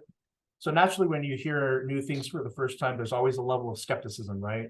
We always want to, we trust the source that we respect, but we always want to verify information, right? That's just the best protocol, especially when you're dealing with scientific things. So what I'm about to share next, some of you may implement this already, some of you may not. But I like to look at this from the perspective of, if you're in network, there are options for you to build non-covered services to patients, right? Where you're not being subject to the abuse of insurance denials and decisions. And I'm going to briefly go over this. So this whole concept behind upgrades, right? Where we're charging an upgrade for a crown. I get the question every day, is that even legal? And the answer to that question is yes, it is legal, and it is also ethical. As an in-network provider, you can implement upgrade policies. The part where it's legal is, number one, patients have the right to choose whatever treatment that they want. And the HITECH Act is one of the most friendly pieces of legislation that you could use when it comes to non-covered services, right? And what I mean by that is that the HITECH Act does give you the authority, or at least gives patients the right to deal with the doctors directly on procedures that they don't want to have submitted to insurance, or on a procedure they want that their insurance doesn't cover that is subsequently not going to be submitted to insurance, right? So that's the HITECH Act. And then the other thing is, we do have states that have a non-covered service law. What I recommend, if you don't know if your state has a non-covered service law, just put dental non-covered services into Google, search for it. You'll find a number of websites that'll list all the states that have a non-covered service law to see if you qualify under a state law protection with regards to non-covered services. So for crowns, most practices that we find, they do upgrades on things like EMAX and zirconia crowns for obvious reasons, right? For zirconia crowns, and I'm just going to skip this video here in the interest of time, but zirconia crowns, they last longer. I know the lab fee is less for zirconia, but that's beside the fact, is that it does qualify as an upgrade just because of the long-lasting properties. And then cosmetics, right? Every EMAX and zirconia, or even PFMs include cosmetics. So many practices will charge an upgrade fee for crowns, especially high-quality crowns, if these things are met, where there are properties associated with the materials that would give the patient what's called an added value, right? Value that is above and beyond the scope of what insurance plans are designed to cover. And that's the bottom line with upgrades, is that it has to be a category where this is more valuable and more expensive than what insurance covers. What insurance covers is functional dentistry and fitting dentistry, and that's it, right? Nothing beyond that. So when you look at standard crown restorations, when you're doing cosmetics or using zirconia material, naturally what you find is that you're elevating the treatment for the patient above and beyond what their insurance plan is designed to cover. Okay. If anybody has questions on that, just let me know. In the interest of time, I'm going to wrap up here just with the art of war.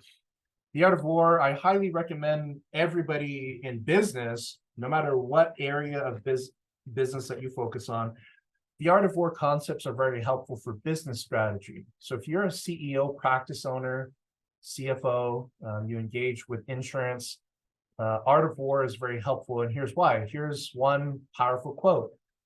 We all, for many years, have believed that, a great defense equates to championship teams, right? Which is true.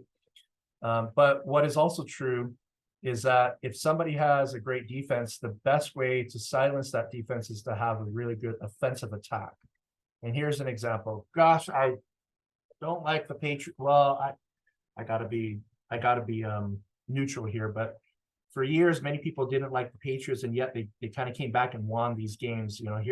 Here's an example. They were Atlanta at the half was up 21-3. Of course, the mistake that a lot of people make mentally when they're ahead that way is they think they won the game when they have another half to play. And for players, that's a huge mistake to make, for anybody, that is, to think that we're winning before the game is even over. So what New England did, of course, is they came back and they really, really pressed the pedal to the metal in terms of an offensive attack, scored points, and won the game. Alabama does the same thing. Teams like Alabama in college football and Georgia in college football, powerhouse teams that obliterate not only any regular opponent, but opponents in their own class, right? The SEC and other big name conferences, they obliterate those teams, because the offensive attack, what I do today to embarrass the team that I'm playing, is going to make the next team that I'm going to play next Saturday fearful of playing us, right? So that was a big strategy that Alabama uses, and Mike Tyson used that, right? He crushed his opponents. He was fighting the next fight every single fight he fought, right? He's sending a message for whoever he's going to play next. You could do that with insurance. You have to be aggressive, be professional. when you're aggressive. Don't use profanity. Don't lose your cool. But you can be aggressive and polite at the same time, right? And polite is not a sign of weakness. What's a sign of weakness is not being aggressive, not having a follow-up system and letting the insurance company off too easy, right? So aggressive appeals with the strategies that I mentioned, negotiate your fees every 2 years. And then, of course, challenge the insurance company's ethics. Now, I know I have just a minute left. Here's another art of war. You want to attack your enemy where they don't expect you, right? The Vietnam War, the Viet Cong had tunnel systems to flank the American soldiers, right? And catch them off guard, right? Soldiers would send scouts ahead. Scouts didn't report any activity because their enemies were underground. So being surprised that way, obviously, it was one of the contributing factors towards the United States not having a lot of success in Vietnam. How you can apply that in dentistry, of course, basic stuff, right? Doctors getting involved in the claim appeal process from time to time is a good idea. Getting the insurance commissioner involved, really great idea. It does take time, but it most certainly does work. Now, I'm just going to skip to the end of the slides here just to show my contact information, and that way I can close out my section of today's meeting, because I know that a lot of what I have to share does produce questions and follow-up. So, we didn't, with the limited amount of time, I covered as much as I could in terms of what I thought would be helpful for 2024 in terms of the big issue that we're experiencing, which is claim denials and how to get those appealed and ways to improve your efficiency on doing that. So send your questions to me at my email there, or give us a call. Be happy to share the slides as well as any other follow-up information or questions that anybody might have. Naren, that's it for me. I think I ended on time. I'll yield the mic back to you for next steps for our webinar. Thank you. Yeah, Ben, if you don't mind, please include your contact information. So anyone who's interested on chat, they could, contact you. Thank you, Ben. You are an awesome resource. Really appreciate you. I mean, you are just a wealth of knowledge. Like every time, a wizard. Just a wizard. Every time me and Jordan have a podcast, we are like, we have never heard this before. Like, I know, it's just crazy. Like every time it's like, we've never heard It's this like every before. time. Yeah. I'm like, gosh. I try. Or I just make things up. No, I try. You're good at that too. Cat's out of the bag. Let me introduce everyone to our next speaker. And as you know, this entire Insurance Untangled, it's a brainchild of myself, Ben, and Jordan. So we are like the three amigos, three musketeers, however you want to think of us. The three wizards. Come on. Three wizards. I'm going to tell you two things about Jordan that you may or may not know. One, he comes from a dental family. So his mom is, has been a practice manager all his life from the time he was a child. And his dad and his even great-granddad ran a lab. So even today, they run a lab. And I think one of your brothers is taking over the lab from dad. So he knows this inside out, upside down, sideways. Actually, Jordan ran the lab for a while before he ended up creating Boom Cloud. So he not only, it's like it's in his blood. So anyways. Yeah, I got monomer in my blood for those that you know what I'm talking about. Second thing I want to say about Jordan is like both Ben and I would come into our podcast recording sessions and we might have a slow morning and we're just having our first coffee and Jordan shows up and we just light up. He's like a firecracker. Awake. He's wake you guys up. He's walking cocaine. We don't do drugs. It's just cocaine wizard. Monikers. Yeah. Goodness. So caffeine. Thank you, Jordan. Yes. Let me just talk about the topic and then I'll hand it over to you. So you want to share my screen now? Yeah, please or do. After. Yeah, go ahead and share your screen. So Jordan is going to be talking about 3 secrets to a successful membership plan. You're going to learn a ton, take notes, take screenshots if you have a camera ready. Jordan, I know we are starting a little bit late, so you will have an extra 5 minutes. So right now it's 2. So we'll go till 2:35 and then we'll take a 5-minute break. Okay. What is that, my time? 12:35? So actually, yeah. So you will have 30 minutes from now. So you will finish at 2:30. So 30 minutes exactly from now. Yeah. Awesome. What is up, everybody? Super pumped to be hanging out with not only you three amigos, but everyone here on the webinar. I am super passionate about talking about membership plans. I'm trying to get the chat up here for a second, but if not, I like to chat while I'm talking, but if I can't figure it out, I'll just keep going. Oh, there it is. I figured it out. All right, cool. Moving that away. All right, today I'm going to be talking about the secrets of having a successful membership program. Man, I've been at this for a long time, watching practices over the years. So today we're going to be talking about economic challenges, kind of roughly what we're talking about with Dental Intelligence, Steve. That's his name now, Dental Intelligence Steve. We're going to talk about memberships 101, pricing strategies, membership marketing strategies, the successful mindset you need to have a great membership program. We're going to be talking about case studies. I have some presents at the end that I want to give everybody, some resources for you to build just an awesome membership program, or if you have one, just to enhance it even better, right? So been in the dentistry for a while, as Naren said, co-host on the Insurance Untangled podcast.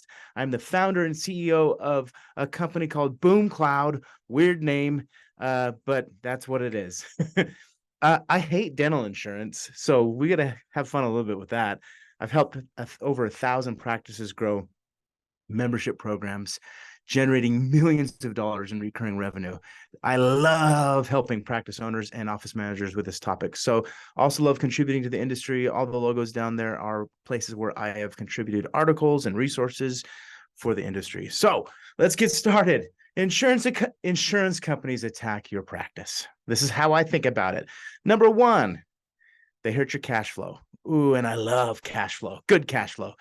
They hurt your profit margins, right? And Darren has talked in his presentation quite a bit about the write-offs that you're forced to make when you have a PPO plan, and they jeopardize your patient experience because it's super confusing for patients to go to your office and be like, oh, doesn't my insurance cover it? They don't understand it. Insurance is actually kind of complicated to most people out there. Us in the industry, we understand what it's all about, how it works, but most people get really confused. And I'm sure some of you office managers that are listening have experienced issues trying to talk to a patient about their insurance, and it just kind of jeopardizes that experience. So if I had a business partner or employee that hurt my cash flow, hurt my profit margins, and killed my patient experience, I'd fire their ass. That's what I would do. So let's talk about some strategies.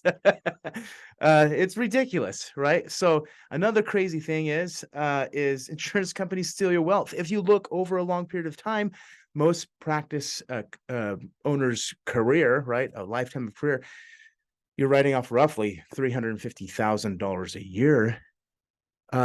What is that? I always joke on the podcast, that's a yacht. You can buy a yacht, right? Or over a lifetime, $10.5 million of write-offs that you could have utilized to reinvest back into your practice and even back into your retirement, right? So it's kind of ridiculous what insurance companies do. So hopefully I can be a resource in helping you reduce dependence on PPOs and boost up membership patients, because this is really all what I love talking about, right?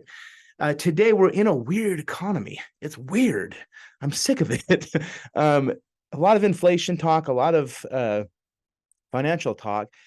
There's inflation, as Steve said. There's the inflation's rising and collections per patient are decreasing. That's a huge problem. We want to solve that, which is why I love subscription revenue through membership plans, right? It is an easy way to help combat inflation. If you do it right, you literally can have a group of patients on your subscription plan, and if you needed to, you can increase pricing the next month, and you're staying up with inflation. It's a beautiful mechanism that you should be able to implement pretty quickly in your practice. So it's one of the reasons why I love it. I'm going to skip that slide just mainly because of time. So I always like starting off with this phrase. I love every single book that Napoleon Hill has created. Whatever your mind can conceive and believe it can achieve. This is a phrase that I've told myself for years when I'm trying to build something new, right? And oftentimes I'm going to be showing you at the end of this presentation some case studies of practices that have membership programs. And often I talk to practice owners like, oh, I don't believe I could build something like that. But the truth is you can, and it's being done in the dental industry. So I love this quote by Napoleon Hill. He wrote the book called Think and Grow Rich. It's fantastic. So let's get started. Membership 101. This is my definition of a membership plan. A lot of practices say they have a membership plan. In fact, if you have a membership plan in the chat, put M in the chat. If you don't, put no in the chat so I can kind of do a quick poll as I'm talking about this. A lot of people say they have membership plans, but in reality, they just have a cash discount plan. So a membership program is an alternative to dental insurance managed by your practice, where patients pay an automated monthly or yearly subscription fee. That's the key word, subscription, to get access to benefits and discounts or savings to your office, right? Example outside of dentistry is Amazon Prime, right? Where we all pay a subscription. I think 80% of us pay a subscription to Amazon. In fact, in the chats, if you pay a subscription to Amazon, put A in the chat. And after you joined Amazon Prime, there's all the A's coming through. Yes, Ben, A for Apple, yes. After you join, put a $ in the chat if you started getting packages on the porch more frequently, like in my house, every day. Look at Ben. Ben, yeah, I drove by past your house the other day and I just saw packages everywhere. My son stole my credit card. Yeah, there's all those guitars. It was awesome. This is called the membership mindset. It's membership psychology. It happens. Costco uses it. In fact, every business that has a membership program, it is a mindset of that customer base, right? That's what happens when you create a membership program. Now, Steve mentioned earlier that the current state of dentistry is inflation's up, revenues are down, right? This is my great attempt of drawing the revenue engine of a practice and how I think we should be doing this, right? Everything starts with marketing, right? Which is why I love talking to Naren and learning from him. Marketing is crucial to get and attract patients, right? We want to create an irresistible offer, a membership plan, right? You can do unlimited whitening plans. You can do Botox plans, which we'll talk about that here in a little bit, and preventative care plans to attract patients to sign up in your marketing funnel, right? Once they sign up for your membership program, right, they're generating predictable recurring revenue for your practice. You can attract business owners and their employees to sign up for your membership program, right, where you can get more patients signed up. And it's all a mechanism to help them say yes to treatment, right, and get the preventative care they need, right? So if you look up, this is called the revenue engine, and as people ascend in, in your membership program, it makes it easier for them to spend more with your practice and a great experience for them. So here's an example of a membership program for those that don't have it. There's many ways you can do this, and in every location or city, you may have slightly different pricing, but I recommend doing both yearly and monthly options, right? You want to give your patients a choose your own adventure type experience, right? You can sign up yearly or monthly. There's other ideas out there that I am seeing. I've been helping practices create membership programs since 2016. And man, I've seen a lot over the years. Unlimited subscription membership plans are hot this year and last year. Excuse me. Perio plans. A lot of practices will add perio plans, discount only membership plans, pediatric plans, and recently Botox membership plans, where your practice offers some type of Botox service. You can charge $175 a month for some Botox services. I'm seeing practices across the nation do that, and it's a great way to expand your annual patient value, as Steve from Dental Intelligence was talking about, right? And offer new services that attract patients to continue coming back to your office. So that is what it looks like. Very simple to set up. A lot of practices will ask me, well, what if if a patient signs up for a monthly plan, and what if they cancel 3 months down the road, right? This is a very common question that I get. The reality is it rarely happens, because most patients, when they sign up, they're signing a retainer agreement for a year, right? So you lock them in, right? And the cool thing about our technology too is it automates all the payments, makes it super simple and easy for both the patient and the practice. But that's an example of a membership plan. Interesting fact here, monthly membership plans are evergreen subscription payments. And I say evergreen because they last a long time compared to the annual plans. That's under the radar payments, which is why I like them, right? It's under the radar. $30 to $40 a month is not much to most people. And they actually stay longer when they pay monthly, where yearly plans, there's a little, it's the benefit is you getting the money up front for a year, but it is roughly causes more attrition down the road, right? Most people churn out faster on a yearly plan, which is kind of interesting. So choose your own adventure. Offer both. I recommend. Okay, pricing demographics. It's so critical to get pricing right. If you charge too high, you're going to get too little patients signed up. If you charge too low, you'll make too little profit, right? So we have found over the years that the fastest growing membership programs and the most successful ones that have a healthy price range, look at the median income in your area, your city, or the cities you're targeting. And roughly you can charge between like 0.3% to 0.5% of the median income to get your yearly membership fee. And we have technology that automatically does this for your practice to understand what your price range should be. But that's a great, and the higher, the bigger the volume of population. So let's say it's a big city of 1 million people that live in the city. You can actually be closer to about 1% of their median income to have a healthy membership program, right? And the cool thing about this is you can charge 3 different plans for the income types too. There's a lot of ways to structure this, but this is very critical. We once had a practice that signed up with our technology and launched their membership program, but they didn't get any signups. And I got on the phone with them because I was curious.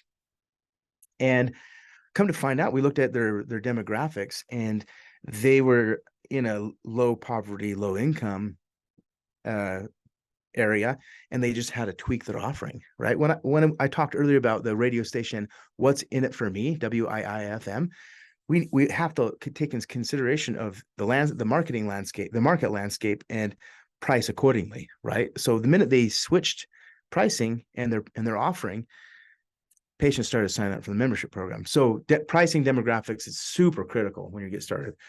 Opportunity keeps growing year over year. Over half the United States doesn't have dental insurance, myself included.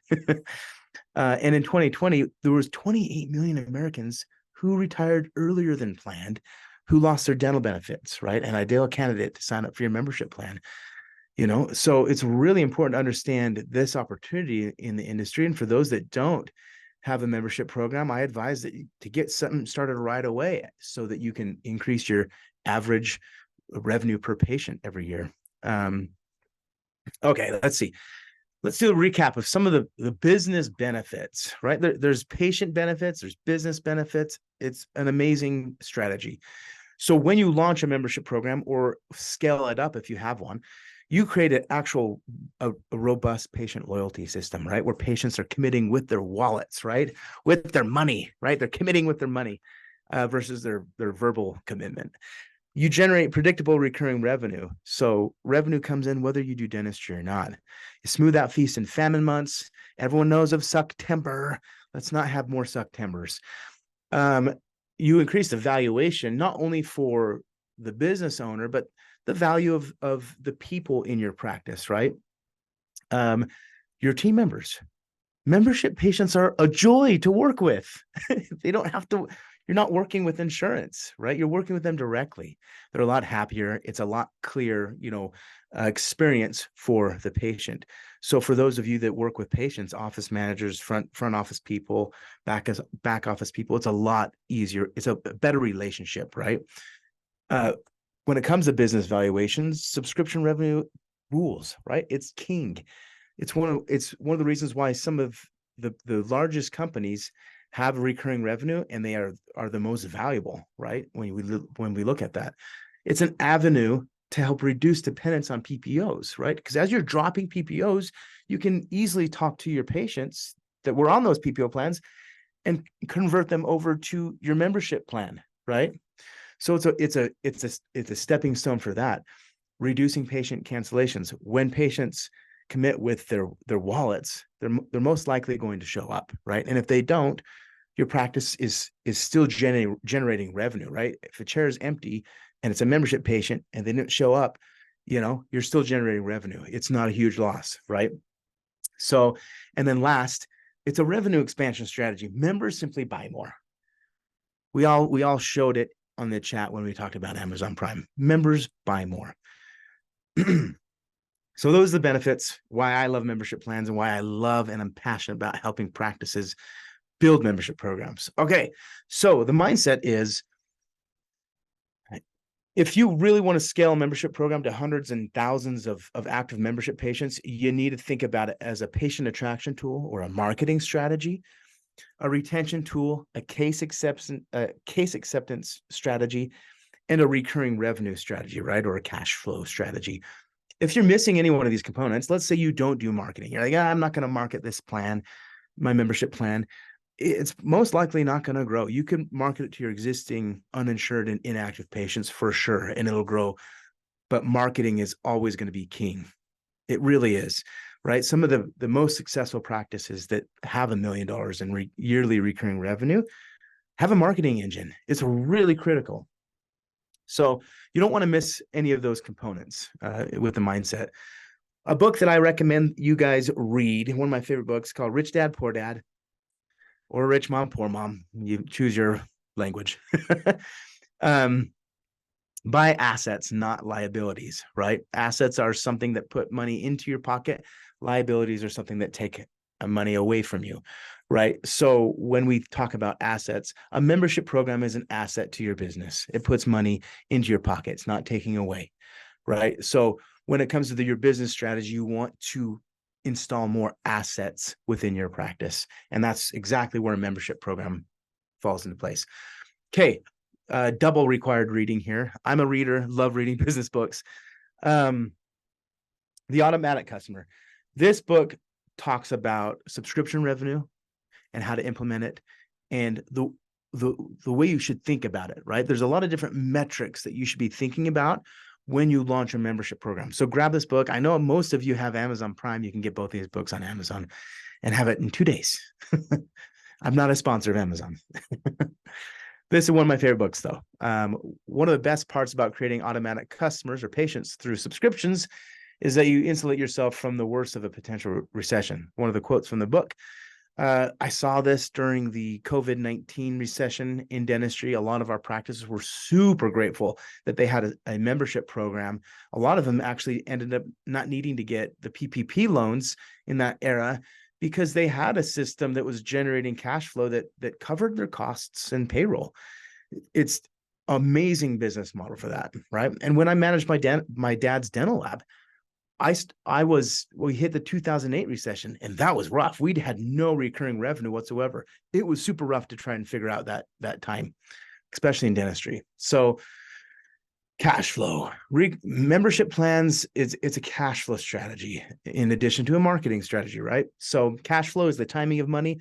Beautiful thing about this is that you can organize it and manage it the way you want. I recommend you generate your automatic payments to show up on the 1st of each month, maybe the 1st and the 15th of each month. And you're able to get cash infusions right before payroll periods, right? Or large expenses, right? You can kind of tailor it to your practice. So, which is a huge benefit when you're an operator of a practice or a practice owner, controlling your cash flow when it comes in right before it has to go out for like payroll, for example. So that's why another reason why I love building a membership program. So one of my other favorite quote, I don't know who says this, but planning, monitoring, tracking, and managing your cash flow and cash balance is always important. In an economic downturn, this becomes perhaps your most important business management activity. I don't care when it is, good economy, bad economy, managing your cash flow is king, right? And we're all small business owners. cash flow will always be king, and a membership program is the the tool to be using for cash flow. All right, let's talk a little about scaling and growing these membership programs, because it is a volume game. I often get practices say, well, yeah, we got like 20, 25 patients on our membership program, and like, we're so happy with it. That is great. But what I've been seeing in the industry over the years is most practices that are successful with this generate hundreds to even thousands of active membership patients on their program, right?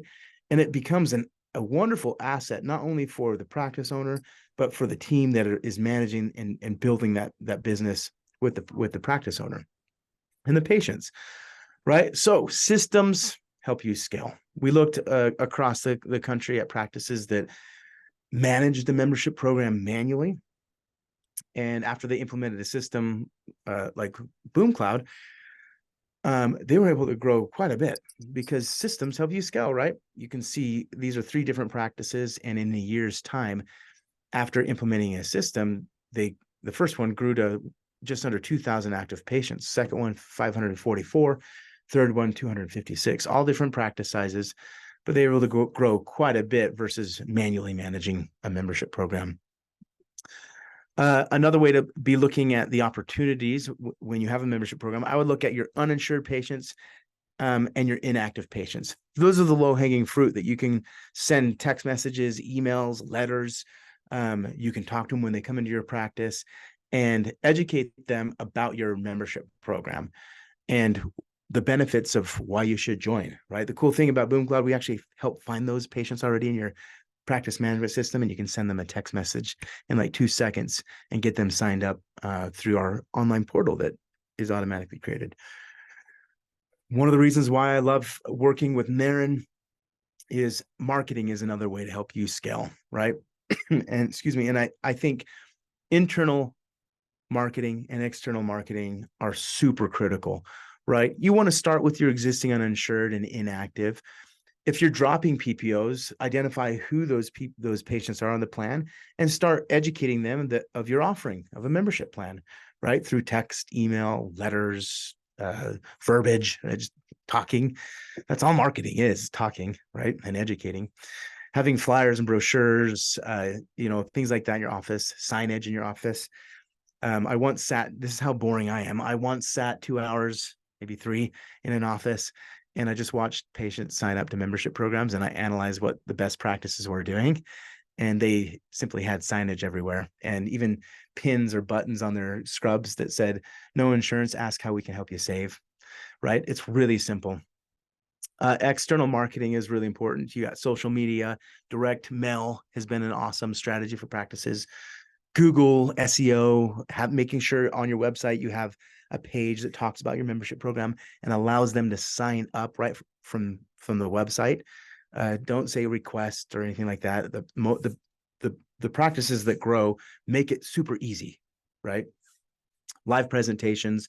I've seen practice owners talk at like neighborhood, like the HOA does like a community event, and practice owners will talk about oral health care for like a 55 and up community. And at the end, they talk about their membership plan and why patients don't need to have insurance to visit them in the office, right? So those are some simple ways.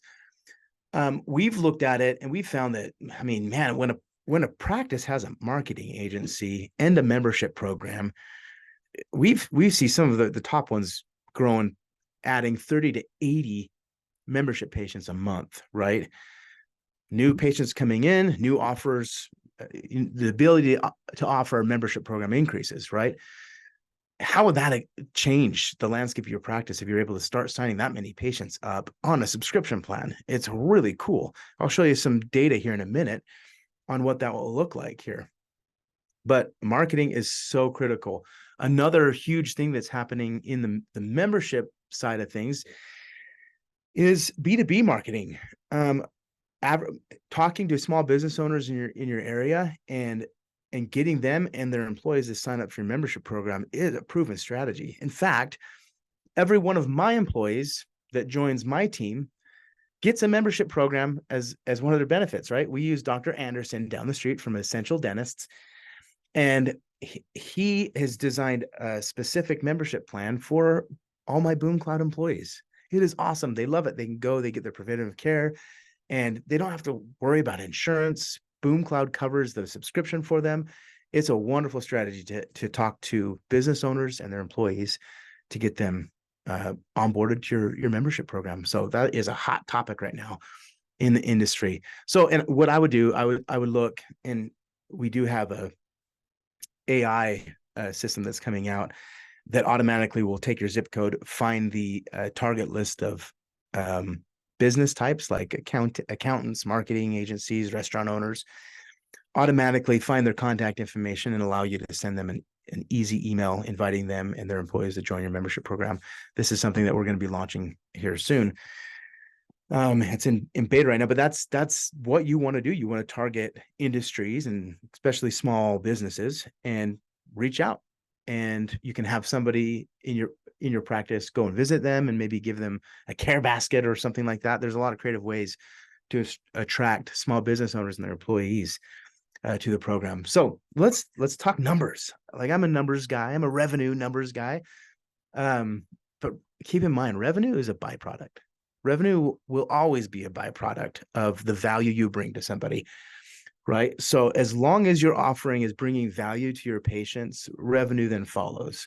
I talk a lot about numbers and a lot about revenue, but the truth is it's a byproduct of the value we create. So let's talk about it. This is a practice. This is what our software looks like. Yes, we have pink in our software because I have 3 daughters. I did three. That's 3.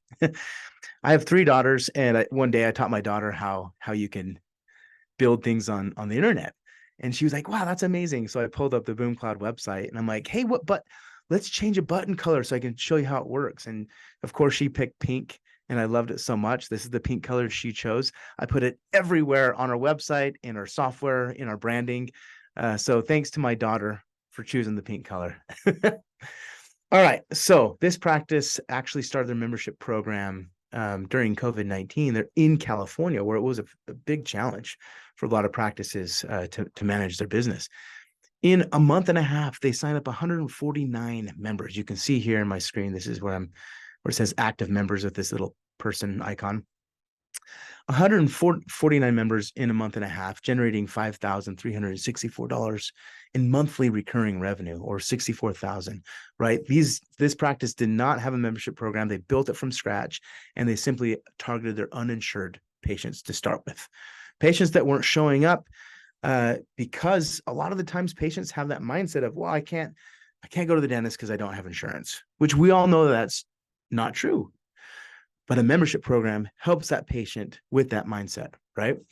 Here's the next practice and what they've achieved. This is a practice, I think they started, this is about a year in, and they got 400 active membership patients, generating just under $15,000 in predictable recurring revenue, or $178,000 in yearly recurring revenue.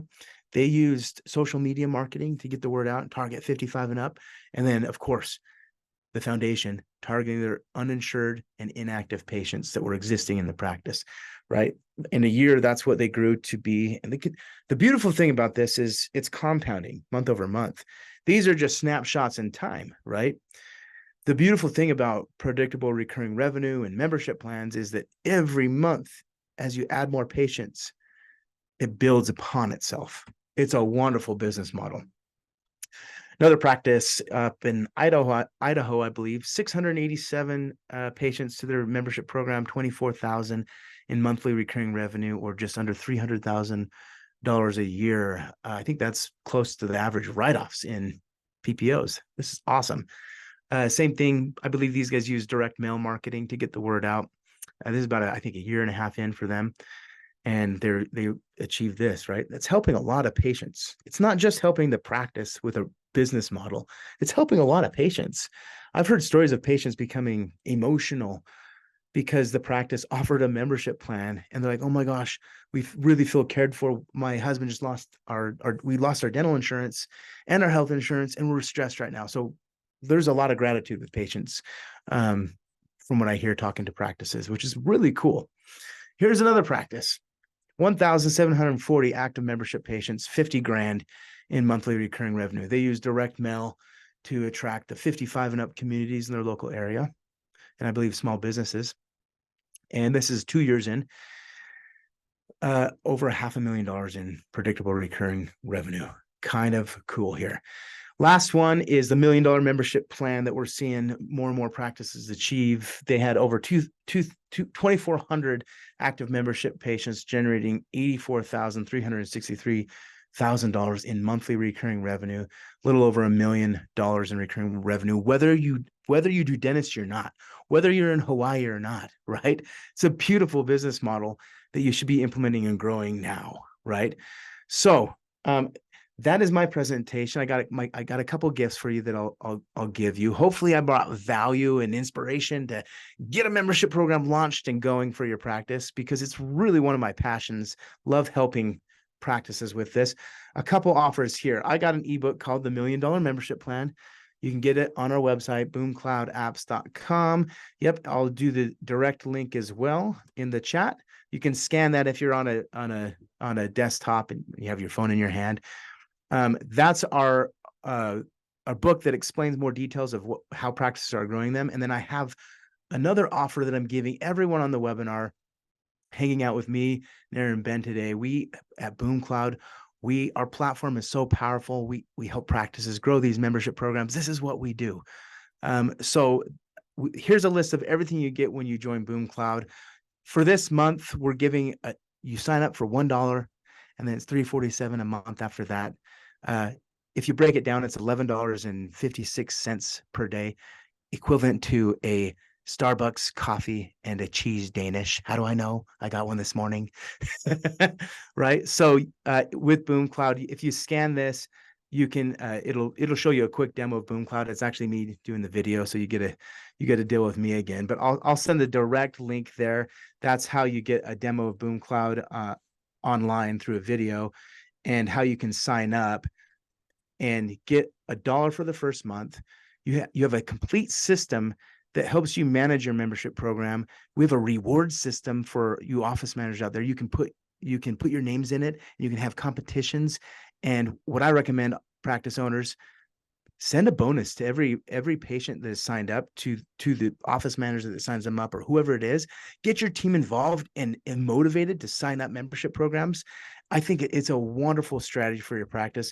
That's all you get with BoomCloud, a total value of $4,094 a month. But with us, with our technology, it's $1 for the first month, then $347. You're going to get a lot of benefit. I'm throwing some freebies in there. BoomCloud University, the $1 Million Membership course, and we have a new thing called the BoomCloud Marketplace, or the Patient Marketplace. We put a listing on there for you, and patients find you.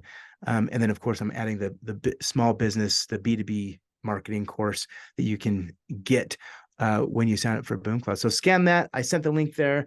There's my presentation. The offer ends tonight at 11 p.m. to get it for $1 for the first month. So there you go, Naren. Thank you so much, Jordan. Appreciate it. I just wanted to go to the break slide real quick, and then we'll come back in like 4 minutes. Yeah, you know what? You get an extra minute, Jordan. So let's start. Let's jump in. All right. Let me pull up my questions. Yes, because I don't memorize anything. I'm going to stop sharing. Let me know when you're ready. Yeah, I'm just going to get I'm going to pull up on my phone so I can read it, because I don't want to have two screens here. And so while Jordan is pulling up the questions, this panel is going to be called Insurance Admin Panel, Combating Day-to-Day Insurance Problems. Combating Day-to-Day Insurance Problems. What I recommend is Jordan, introduce everybody first, and then maybe that could be your first question where they can introduce themselves and then answer the question, and then continue with round robin, right? So that way, and then do a lightning round, and then finally you will be the one doing the closing remarks. So when you are done, we have till 3:15 Eastern. So pretty much 40 minutes. So you have 40 minutes for the panel, and then you do 5 minutes closing, and then we wrap up.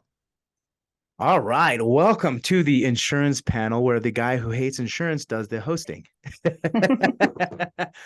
Okay, our panelists are Mr. Benjamin Tunay, my dear neighbor. Ben, tell everybody what's up. I think everyone knows who you are already. So What's up, insurance hater? that's There's a nothing wrong compliment. with that, by the way. I know. I always think it's funny that I always get stuck doing the insurance questions. I'm teasing. Tassina, go like this. Show everybody who you are. Hi. Tell everybody a little bit about yourself. A little bit about myself. Boring stories. You know, I moved around with a military father. He wasn't just military; he was CIA and DIA also. So, Wow. like I said, super Doesn't sound boring to me. Yeah. So yeah, he really he taught me a lot about fighting back and battling government, insurance, all that stuff. You know. There we go. Yeah, so that's kind of where I think my gumption comes from. Fantastic. Yeah. Awesome. Your dad has a special set of skills, Ben, huh? So- Yes, he does. I have a special set of So skills. Tassina, so Right? Is that it, Ben? Sometimes it's fun to watch military or CIA movies with him, and sometimes it's not. Sometimes he ruins it. He's like, oh, that's BS. Yeah. Yeah. So I guess if the insurance company doesn't do what you want them to do, then you call your dad. Yeah, pretty much. Yeah. Fantastic. Happy to have you here, Tassina. Morgan, tell everybody what's up. I'm And Morgan everybody- Millette. There we go. So I live in Salt Lake City. I have 2 kids. I've been married to my husband for 10 years, and I'm actually taking a quick break on my vacation right now to join. Where are you at? Oh. Yeah. Right now I'm right outside of Epcot in Disney World. Oh, that's fun. There we So, go. Yeah. Yeah. Well, thanks for hanging out with us while you're on vacation. Oh, of I'm a course. huge fan of Morgan. She is just amazing. She knows.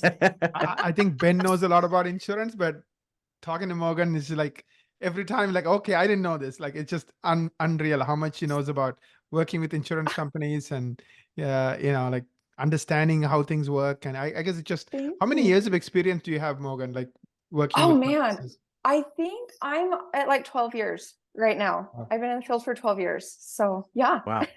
There we go. All right, let's Yeah. gather. So we'll be doing a round robin. I'll be let's see. I'll be talking. I'll do Tassina, then Ben, and then Morgan, and then I may have some sarcastic remarks throughout it. So just deal with it. Okay, so Tassina, do insurance companies flag offices for denials rather than randomly selected claims? Yes. So this is Gross. such a common, right? They're crazy. So insurance companies, they'll tell you like that they randomly select claims for denials. That is part of their processing policies to ensure fraud. It's a complete lie. Insurance companies make money when they don't pay claims. They Yes. are doing this intentionally and illegally. And the way that they're able to get away with it is if they don't get caught. So they flag offices for which ones they can bully and get away with this and which ones they can't. And as long as they can filter that out and back off of the ones that get them in trouble, they can keep those guys happy and continue to rip off everybody else who doesn't know. Great So word. yes, Yeah. Rip off. Yeah. yeah. That makes a lot of sense because I found that the more I appeal, the less denials I get. Yes. Interesting. What in the world do you have on your shoulder, Ben? Oh, that's Ratatouille. It's Remy. Oh, there you go. Love it. Just got a mouse on your shoulder. We'll be at Epcot New Year's Eve, Magic Kingdom, New Year's Day. I don't know why we keep doing this to ourselves. This is time of year. Yeah, you go every year. I know, multiple times. It's sad. Yeah, You have this a is our subscription? third time here. Oh, You guys really? have subscriptions to Disneyland. Or Disney World. That's what it is. All right, Mr. Benjamin. Are insurance companies still negotiating fees?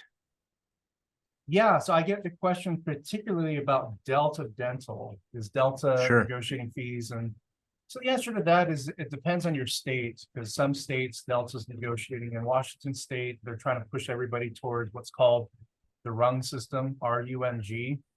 And that's basically a scoring system, which is mostly based upon preventative care, right? How well you're doing with your recall system. Some practices in the state of Washington that have very strong preventative care measures.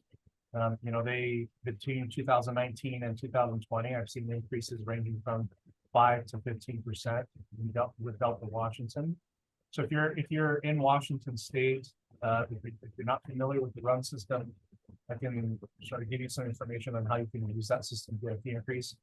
In other states, I'd say every other state, rural communities, Delta, of course, is negotiating, same with Blue Cross Blue Shield in certain parts. The basic idea is, or concept is that if there are few dentists that are in network, that's what motivates insurance companies to negotiate.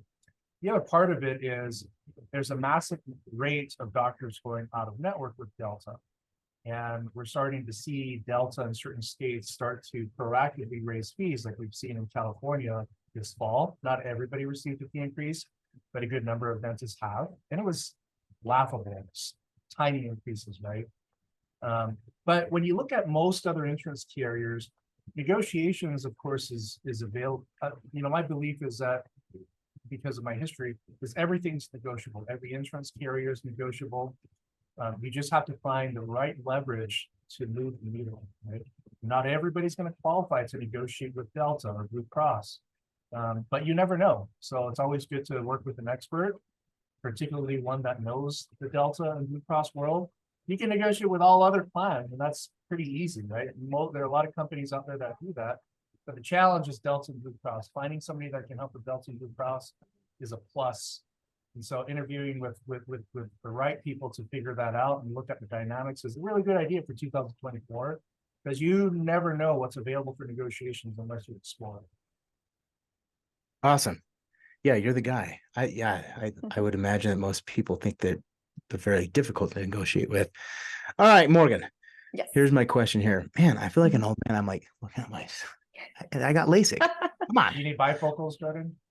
No, I don't actually. Oh. I think I just have it zoomed too far out. Okay, Morgan, what are some Yes. challenges dental offices encounter when receiving insurance payments?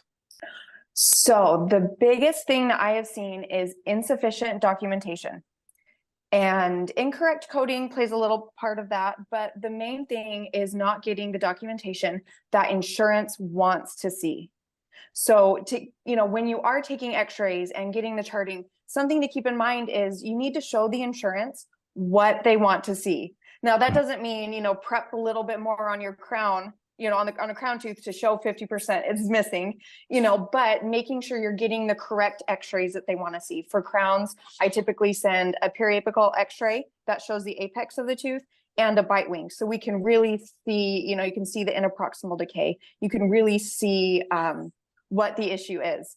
And another thing are the clinical notes. So I've been working with my doctors who need a little help on the clinical notes, because all narratives for, these claims and treatments, they need to be derived from the clinical notes.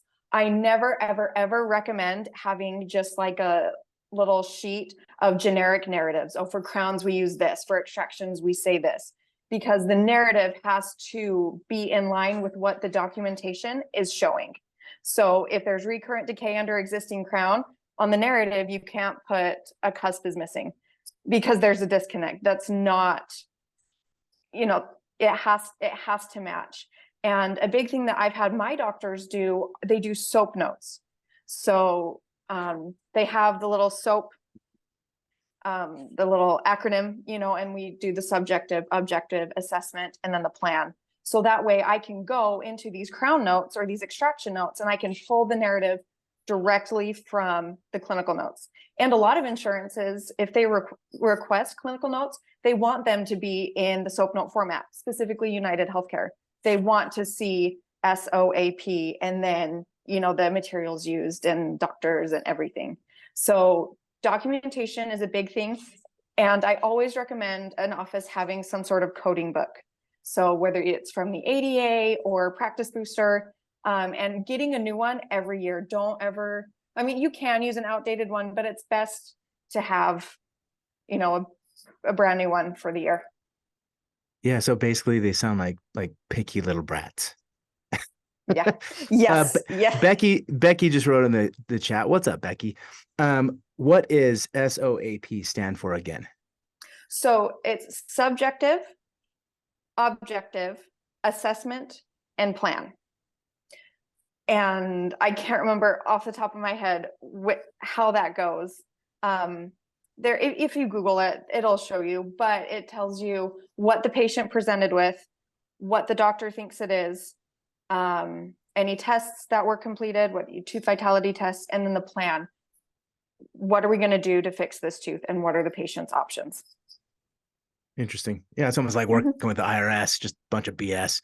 Yeah. Yeah. I'm joking, but also serious. Okay, let's Tessina, you're next again. So how does an office get flagged for less denials rather than more denials? Yes. So we talked about how the insurance company will flag you, and they will either flag you for an office to be bullied with or an office not to mess with. So that's the big flag them. Yeah. So we really want to figure out, like, how do we get flagged as the office not to be messed with? And there's a couple of ways. Like I always say, like, make a lot of noise, be a whistleblower. Squeaky wheel, yeah. Yeah, we're going to police them. So the number one thing is making sure that you empower yourself with the knowledge of your laws and your rights that are available to you. The insurance company is only telling you what their laws and rights are, not what yours are. So the first thing is making sure you're empowering yourself with that, and then you hold them to it. So if you get a denial of them dictating treatment, and you know that it's illegal for them to dictate treatment, you don't say, oh, can you please reconsider this claim for payment? No, you go and report them for that illegal action that they performed. And when you do that, the insurance commissioner has the ability to fine them or to even tell them they can't practice in that state anymore. So they take those complaints very seriously, and they will flag you again to back off of you so that you don't report them and they don't get caught, and they can continue to do it to everybody else who doesn't know. Ah, they're sneaky. Yeah. Yeah. Also, I would also say the less contracts you have, just because you're a fan of this, when you don't have a contract with an insurance company, you're not bound to any of their contract rules that they come up with of, like, we, per your contract, get to do this. When you don't have a contract with them and you're out of network, you still have to police them, but you're not bound to some of those same contract rules. So it actually gives you a lot more freedom. Cool. All right, Benjamin, buddy. I'm ready. This sounds like a trick question when I read it. Are umbrella network strategies the best way to go when it comes to PPO fee increase opportunities? Good question. I guess it depends on a number of different factors. When you look at umbrella networks, so just by way of definition, umbrella networks are called leasing networks, rental networks, network stacking networks. I'm sure there are other names other people have kind of come up with to describe them, but they're basically when you sign up with. Oh yeah. Yeah. Well, let's keep it rated PG. Yeah, actually, we'll keep it PG. So it's a concept where you join one plan and then you're in network with others, right? You join Aetna, and then it includes Emeritus, Principal, Guardian, part of United Concordia, and so on and so forth. And then you have other umbrella networks that have 30 plus dental networks that are a part of them. So it's very important for you to understand how these umbrella networks operate. For instance, if I have MetLife through the Zealous or Mavericks contract, that's going to include MetLife PDP Plus and MetLife Federal VIP, but it excludes PDP. So you're out of network with PDP indefinitely. But if I have MetLife through Connection Dental, that only includes PDP Plus. So I'm out of network with Federal VIP and PDP. So you need to understand the dynamics of this and have a thorough assessment on, well, how is this going to impact my patient base? So like MetLife Federal VIP as an example, if you're out of network, not only do they enforce the deductible at the preventative care visit, but they also charge, well, they require the patient pays a copayment, right? Or a percentage of out-of-pocket for that visit, right? And naturally, when you shift from in-network to out-of-network, you could possibly lose a lot of those patients. In fact, that's the number one reason why patients leave.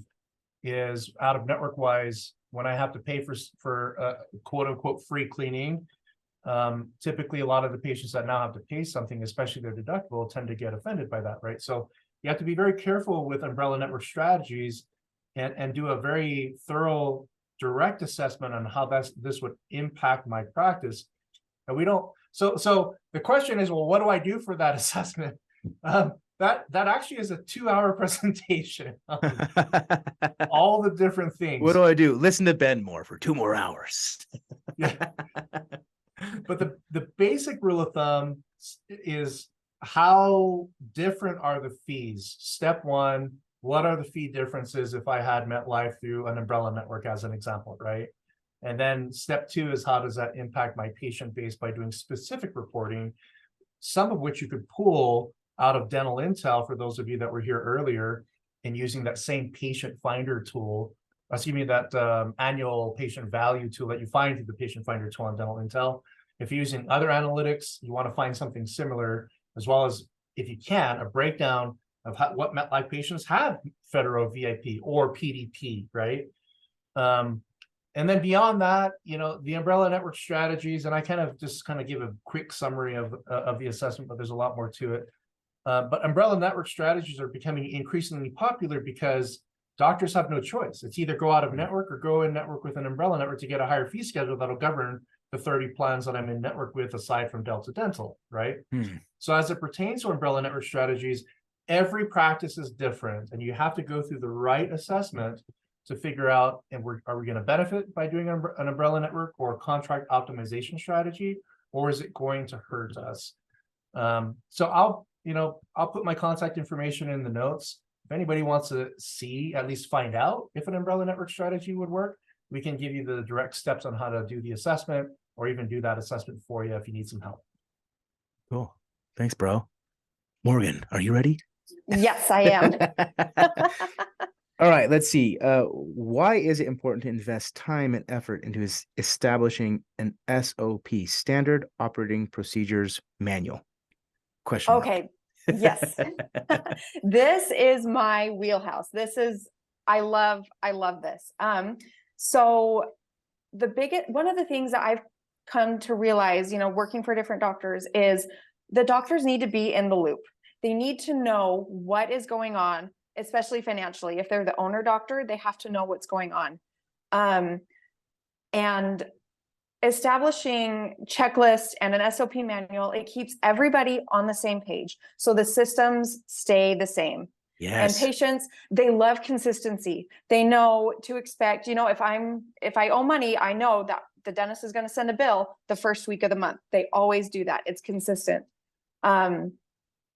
And with the standard with the SOP manual, you can document every person's job role, their responsibilities, and then you can create the checks and balances, and just to make sure not only one person has access to all the financials.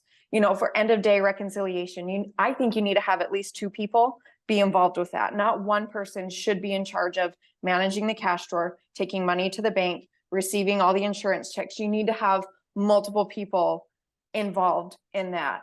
And with the checklists that you can make for your office, I'm a big fan of working ahead instead of catching up from behind. I find time is better well spent when you're preparing rather than just kind of playing catch up. For example, so 10, 11 years ago when I first started working in the dental field, I didn't really understand how to use our practice management software and treatment plan correctly. So I still really am like spreadsheet savvy. So I made this entire treatment plan, spreadsheet. And there's this one guy who was going to come in and use benefits from 2 years, and he had multiple phases. And I spent like a good hour and a half into this spreadsheet and multiple visits over 2 years. Well, he didn't show up for an appointment, and it completely disrupted this whole spreadsheet that I made. And I would have had to, rework it again. And then looking back, in hindsight, my time would have been better well spent had I just used the practice management software for, thinking in the head. Now, everybody attached to this plan, I have all the, coverage books and maximums. I have it in. So going forward, it's not going to take as much time. I'm using my time efficiently by thinking ahead, working forward. Let me take this hour that I have right now, let me enter in a fee schedule into the practice management software. So going forward, I don't have to manually figure out treatment plans. And one of my favorite phrases that I use, we are in the business of saving teeth. We cannot effectively and successfully do the clinical side of dentistry if we're not managing the business side. If we're not collecting money, doctor can't buy supplies. You know what I mean? We can't treat the teeth. So yes, we're a dental office. Yes, we're in healthcare, but this is a business. We need to be paid. We need to collect. That we have to effectively manage the business side. I think doctors who are practice owners, you're a business person and a clinician. You're both. Yes. It's two hats. You can't just to act like it. Right. But just something to keep in mind is, it is a business. Just because some patients might not be able to afford treatment doesn't mean you have to do it for free or just pay when you can. It's a business. So, yeah. Well, I couldn't agree more. We have my brother, I have a twin brother who runs our operations here at Boom Cloud, and he creates our SOPs, right? Our operating manuals, and everyone knows what to do and where to find it if they have questions. In fact, he's like the least bothered person here because he's like, go check the manual, go check it. You can find out how to do it there. It makes running your business super easy. And if people quit or get fired, it's easy to train and organize the newbies. Right. And I feel like since the pandemic, it's been hard to retain staff. Yes. Like people are just always looking for someone. And when you're bringing in a whole bunch of people, if you have a revolving door, you know what I mean, of staff coming in, everyone comes in with their, I was an office manager at my last office. This is how we did it. This is how I'm going to do it. And I had a doctor that happened to. That's and not always a good thing.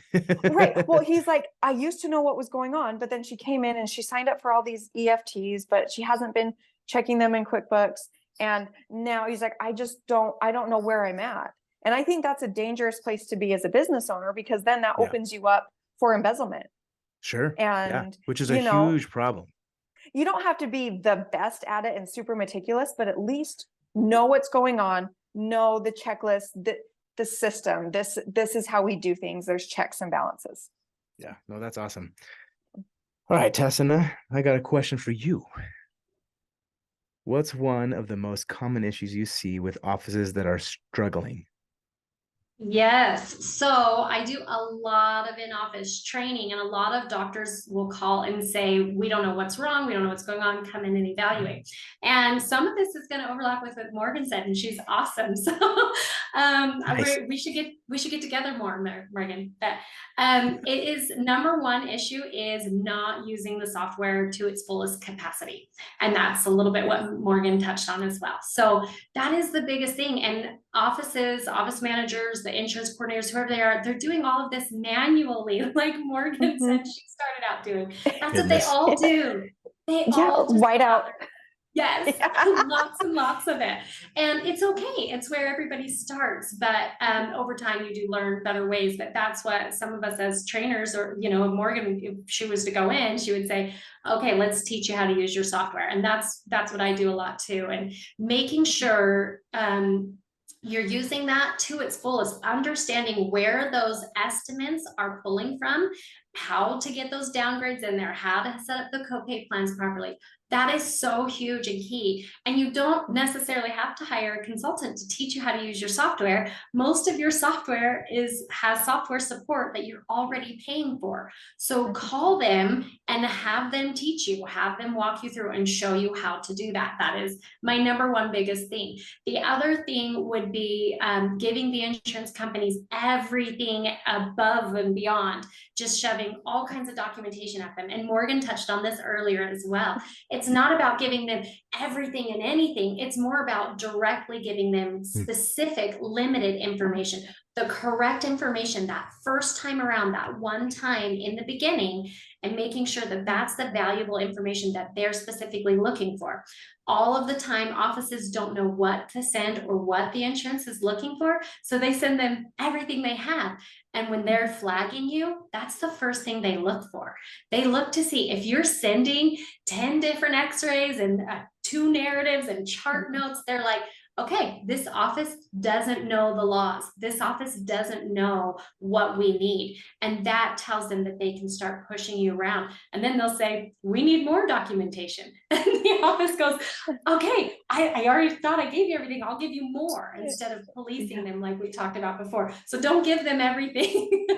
Only give them specific things that they're looking for. Find those key words that they're looking for. They're always looking for decay. That's a big key word. I mean, I could go on. I have lists. If you guys want, let me know. But one other thing, and this is for Jordan, is too many insurance contracts. When you are contracted with, you're welcome. When you're contracted with every single insurance company under the sun, you're going to have a harder time. Ben talked about this with the umbrella networks. When you have all these contracts, a lot of these insurance companies have within themselves these umbrella networks. So offices don't understand which umbrella to use at which time or what fee schedule, and different plans, different employer groups will pull from different umbrellas. And so you just have this mess when you're getting these estimates in and you're like, I thought we used this fee schedule, but this plan is using that fee schedule and I'm not sure why, right? And that's because you have too many contracts. You don't have it cleaned up and organized to know which companies use which fee schedules, and that can make it a lot messier than it needs to be. So those are the things that I find. Awesome. Thank you so much. All right, Ben, let's see. Here's your question. I'm ready. You better be. What changes are you seeing within insurance contracts that doctors need to be aware of? Well, number one, long gone are the days for you to sign contracts without reading them. You need to read those contracts. I hope you're reading them. Yeah. Well, it's surprising, and this is not to throw doctors under the bus or anybody in the front office, because I know there's a lot that goes on in a dental practice, right? Where you receive a recommendation to do something, and then you're given forms on your desk, and you just kind of sign them and kind of go through them, trusting that the people that have filled them out have read them for you. But the reality is historically, most practices, most team members and dentists don't read those contracts. So the number one thing that's being inserted in PPO agreements and re-credentialing these days are contract minimums, meaning Cigna, as an example, they'll include a contract provision that says you can't terminate your agreement or renegotiate for 24 months. And then you have other plans that kind of say the same thing, right? So you want to be very careful, because you'll see those things snuck into your re-credentialing packets, and they're buried in fine print. And if you miss those, that could be totally detrimental to your practice if you need to renegotiate. And if you're eligible for a fee increase this year or next year, but you can't according to contract. So my recommendation, you don't necessarily need a legal representation to do this, is when you read the contract, you can strike by putting a line through the text, and then you initial that, right? So you strike a clause or a sentence, initial it, and then just go through the contract and strike everything out that you want. And when you send that to insurance, you want to make sure that you have a legible scanned copy of it, right? If you fax, a lot of things will be missed in the contract just with the way faxes work. So just make sure that if you do strike clauses, and always remember to initial those clauses, the clauses, and make sure that it is legible when you send that to the insurance company, right? The vast majority of the time, the insurance companies don't respond. And then when they violate the terms, like if you don't hear back from them, the way contract law works is that if I sign an agreement and you sign the agreement and we excluded the clauses that we don't want in the contract, and you don't protest what I've struck out, it is now a binding agreement, right? So when insurance carriers violate those terms, you can go after them, right? You could sue them and have them pay for your attorney costs. So the part about that I'm seeing just historically with most dental practices is most doctors have not really put aside a fund for a war chest to fight insurance carriers, right? You'll need one going into the future, especially if you want to retain in-network status. You're going to need a war chest to fight these things. And the good news is that war chest, if you're not at fault, you use money from the war chest, you sue an insurance carrier, and part of the ruling that you want to ask in that lawsuit is for the other side to pay for your legal expenses. So now you can, when you close the case, you could replenish that money back into your war chest. So now that you have a working, you have available funds that you could use to work on aggressive appeal measures with insurance. That's a strategy that I recommend. So most big businesses have that strategy in place, a risk management strategy, right? Sure. But you need to implement that in a big way in a small business, because insurance companies are violating contract right now, and we're not doing a good job enforcing those issues with insurance carriers, mainly because those have to be enforced on an individual practice basis, right? So my recommendation is strike those clauses, initial them, send them to insurance, and when they violate them, hold their feet to the fire in a very aggressive way. There we You'll go. find, like when you do the aggressive approach, of course, be professional, but you use an aggressive approach. What you find is that the insurance companies will actually be afraid of you.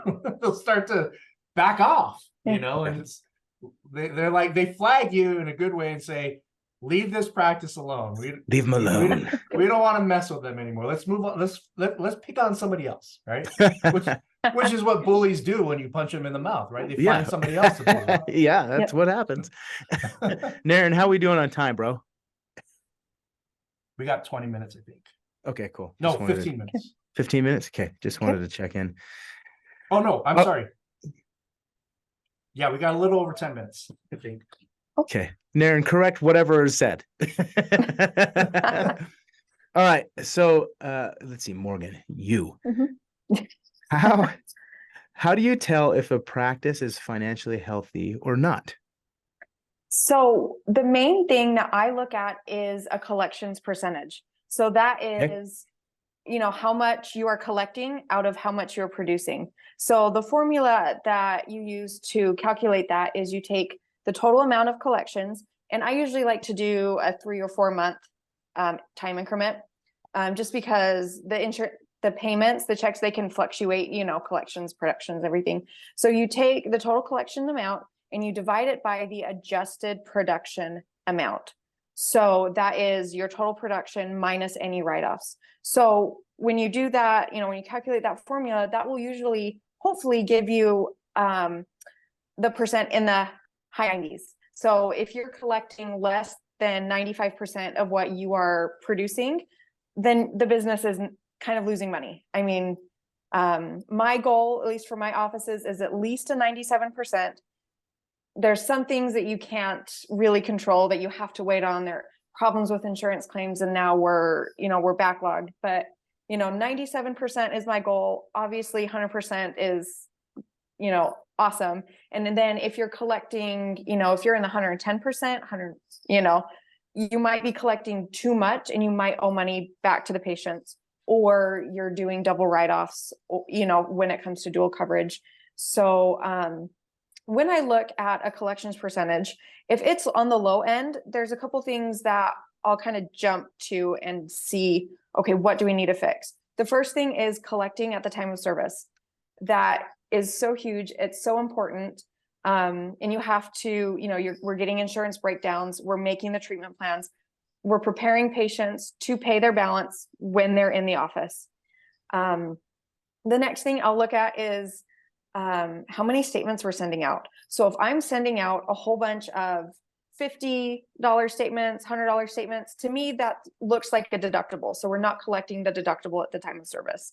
And I lost my train of thought, but so yeah. That's what happens to me when I talk about insurance too. So I know. It's like there's so much I want to cover. So yeah, it's collecting, because you know, you can put your money towards marketing, bringing in more patients. But if you're not collecting enough and you don't have those systems in place, it's like, okay, yes, marketing is great. Growing your practice is great. But if you're not collecting, if you're not sticking to your systems, how viable is this going to be for you? Love it. Thank you. So, yeah. Okay. Tessina, what all should be included on the insurance breakdown form? Yes, the coveted insurance breakdown form. So Yeah. I find some offices aren't even using a breakdown form. They just look at the fax back or the website or something. I really do still recommend using a breakdown form so that everybody on the team can be on the same page with the detailed information that you need from the insurance company. We really want this to be as detailed as possible that first time around, so that you can be able to properly educate your patients, not to dictate treatment, not so we can say, oh, insurance doesn't cover that, so we can't do it. It's just so that you can have that conversation now with your insurance sucks and this is how much you're going to owe for your treatment. Now you're speaking my language, yeah. Yes. And if you want to sign up for our discount plan instead, it There would we be go. better, right? Yes. So no, but one thing I see missed a lot is on those downgrades for the posterior downgrades from composite to amalgam. A lot of people aren't asking if it downgrades on the molars only or the molars and the bicuspids. Such a simple thing. Typically, reason why is they just say it downgrades on all those posterior teeth, but that way they always overestimate for the patient and the patient gets a refund. But to Morgan's point, sometimes in your collections is not accurate as you'd like it to be because you're overestimating or you're underestimating one way or the other. So if we could really get it organized, you can actually have spot on estimates for your patients, knowing, is it going to downgrade on that molar tooth or just the bicuspid or both? Like, what are we doing? And sealants as well. Everybody's pretty used to asking that with the sealants, molars or bicuspids, but some people don't. They just only go with the molars, and you're missing some opportunities there. Another thing is those exclusions. We commonly see that bone grafts won't be covered if it's done on the same day as an extraction. Making sure you know which codes to apply instead. Sometimes you're using the 6104 instead of the 7953. Make sure you're asking about the different exclusions for each of those so that your doctor knows and your patient knows what options are available to them for treatment, as far as if they want insurance to help, right? But again, it's just to educate the patient more so away from the insurance company of like, this is what you need and your insurance sucks, they're not helping.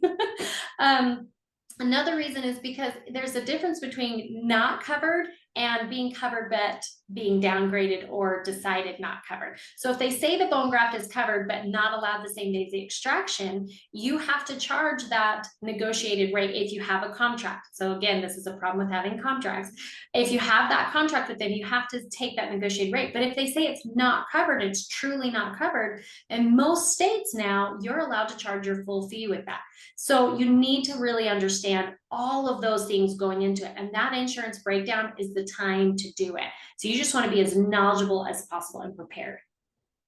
Awesome. Thank you. I think we're about ready to wrap up. Ben, you have no more questions. I was just gonna say, what are you doing this weekend?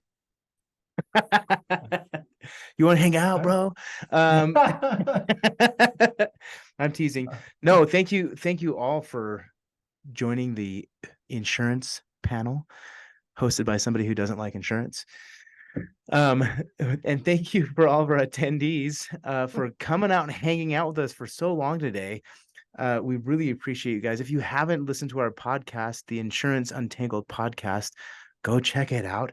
We have a lot of fun. We're producing new content every week, the three of us. And thanks to Naren for organizing everything. You guys are amazing. We couldn't do this without you and your team. You guys are rock stars. I believe there's going to be a survey sent to all of the attendees. What does it take, 2 to 3 weeks to get to them, Naren? Is that what I understand here? Yes. I mean, the survey is really important for you to get the CE. So please fill out the survey. And like Jordan said, it would take maximum 3 weeks before we can get you the CE, but we'll try to get it to you within 2 weeks. Cool. So look for that. And then I believe we're going to be doing another event together sometime in February. I have February 9th. That's accurate? I think you are right, approximately around that time. But Yeah, just definitely February. Just look for yeah, emails. emails. Yes. So Yes. with that said, Ben, do you have any final thoughts, brother? Yeah, I really enjoyed listening to Morgan and Tessina with what they had to share. For those of you that have listened to them, check them out. I did post their websites on the chat. Oh, awesome. They have resources. I did buy Morgan's front office friends front office manual, which has been quite amazing. So I highly recommend that. And then check out Tessina's website, verisdental.com. They have a secret at least pricing on insurance verification that has been proven to be very helpful for their clients. But the closing thoughts that I have is that just 2024, what we haven't really talked about is focus on being aggressive. Well, we talked about being aggressive with insurance, but also focus on the opportunity to go out of network, because those opportunities have been very beneficial to practices to the extent where throughout the process of going out of network, a lot of times insurance companies are coming back to negotiate fees with better terms, right? And that's it for me. I really appreciate everybody attending our first live event and look forward to the next time. Send us your emails about what you want to hear on the podcast and what you're hoping for in terms of just general insurance information that we can share on future webinars. Thanks, everybody. Awesome. Thanks, Ben. Naren? Yeah, thank you. Thank you, Jordan. Morgan, thank you so much. Tessina, thank you so much. Really appreciate what you do for the industry and definitely all your experience, knowledge, and wisdom. Thank you for taking the time and everything you did to support this event. Like Jordan mentioned, we have an amazing team and they just are rock stars. They just make it look easy. Yeah. And so thank you team for an awesome job. And please fill out the survey. We'll send you the CE within 2 to 3 weeks. Again, we'll always be on top of things. Just it'll take a bit of time, and because we want to go through and verify everything properly. And in terms of final thoughts, I kind of echo a lot of what Ben said.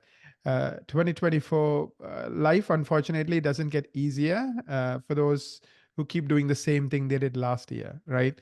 If you want your life to be better, easier, then you need to do a few things differently. So hopefully you got some nuggets. From my perspective, the more strength you have as a practice, for example, if you're getting a lot of new patients outside of PPO plans, you can negotiate aggressively. You don't kind of need them. They're almost like a nice to have at that point. So you can say, well, I'm not going to pay you 40%. This is what I'm willing to live with. If you don't like it, thank you very much. See you. Bye-bye. Right. So when they know that you're able to leave, their tone changes. When they think that they are in control and they are the ones with all the cards, then of course they don't care, right? So that's just typical bully, typical large company mindset. And Ben is an awesome resource when it comes to everything and anything to do with dealing with insurance. Of course, Tessina and Morgan, and I think the podcast will be bringing both of them back, Morgan and Tessina, at some point, and then Ben is just a living, breathing encyclopedia of how to work with insurance companies. So we love both Jordan and I love having him. Jordan, awesome as always. You are just you're just the life of the party, right? Like if Jordan doesn't come, it's not fun. So that's good to know. That's good to know.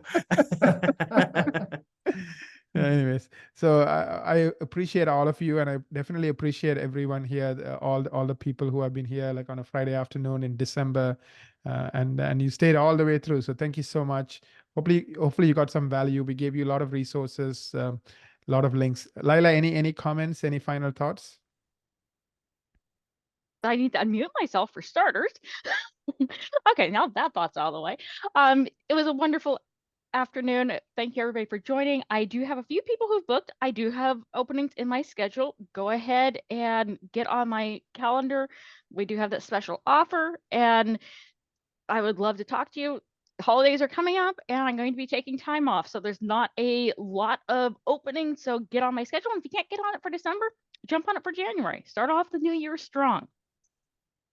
Thank you, Laila. Morgan, Tessina, anything else you want to add? Nope, I'm good. I think it was a great webinar. She's like, I'm ready to get back to Disney. I need to go to Epcot Center. Guys, turn it off. I gotta go. Oh, it was really so awesome, you guys. Thank you so much. Just super honored to be able to be here and share with this, amazing team as well. And get to do this to help people. I think it's awesome. Thank you. Jordan, final thoughts. Man, enjoyed it. If you want to grow your membership program, go to boomcloudapps.com. Get my ebooks. I got a Fire the PPOs book too that Ben and I have a course that we do together as well. That's kind of fun. But with that said, we hope you have a rocking weekend. Yes. See you guys. Okay, we'll see everybody. Alrighty. Take care, everybody. Take Happy care. holidays. Bye, Happy holidays. guys. Bye. Bye.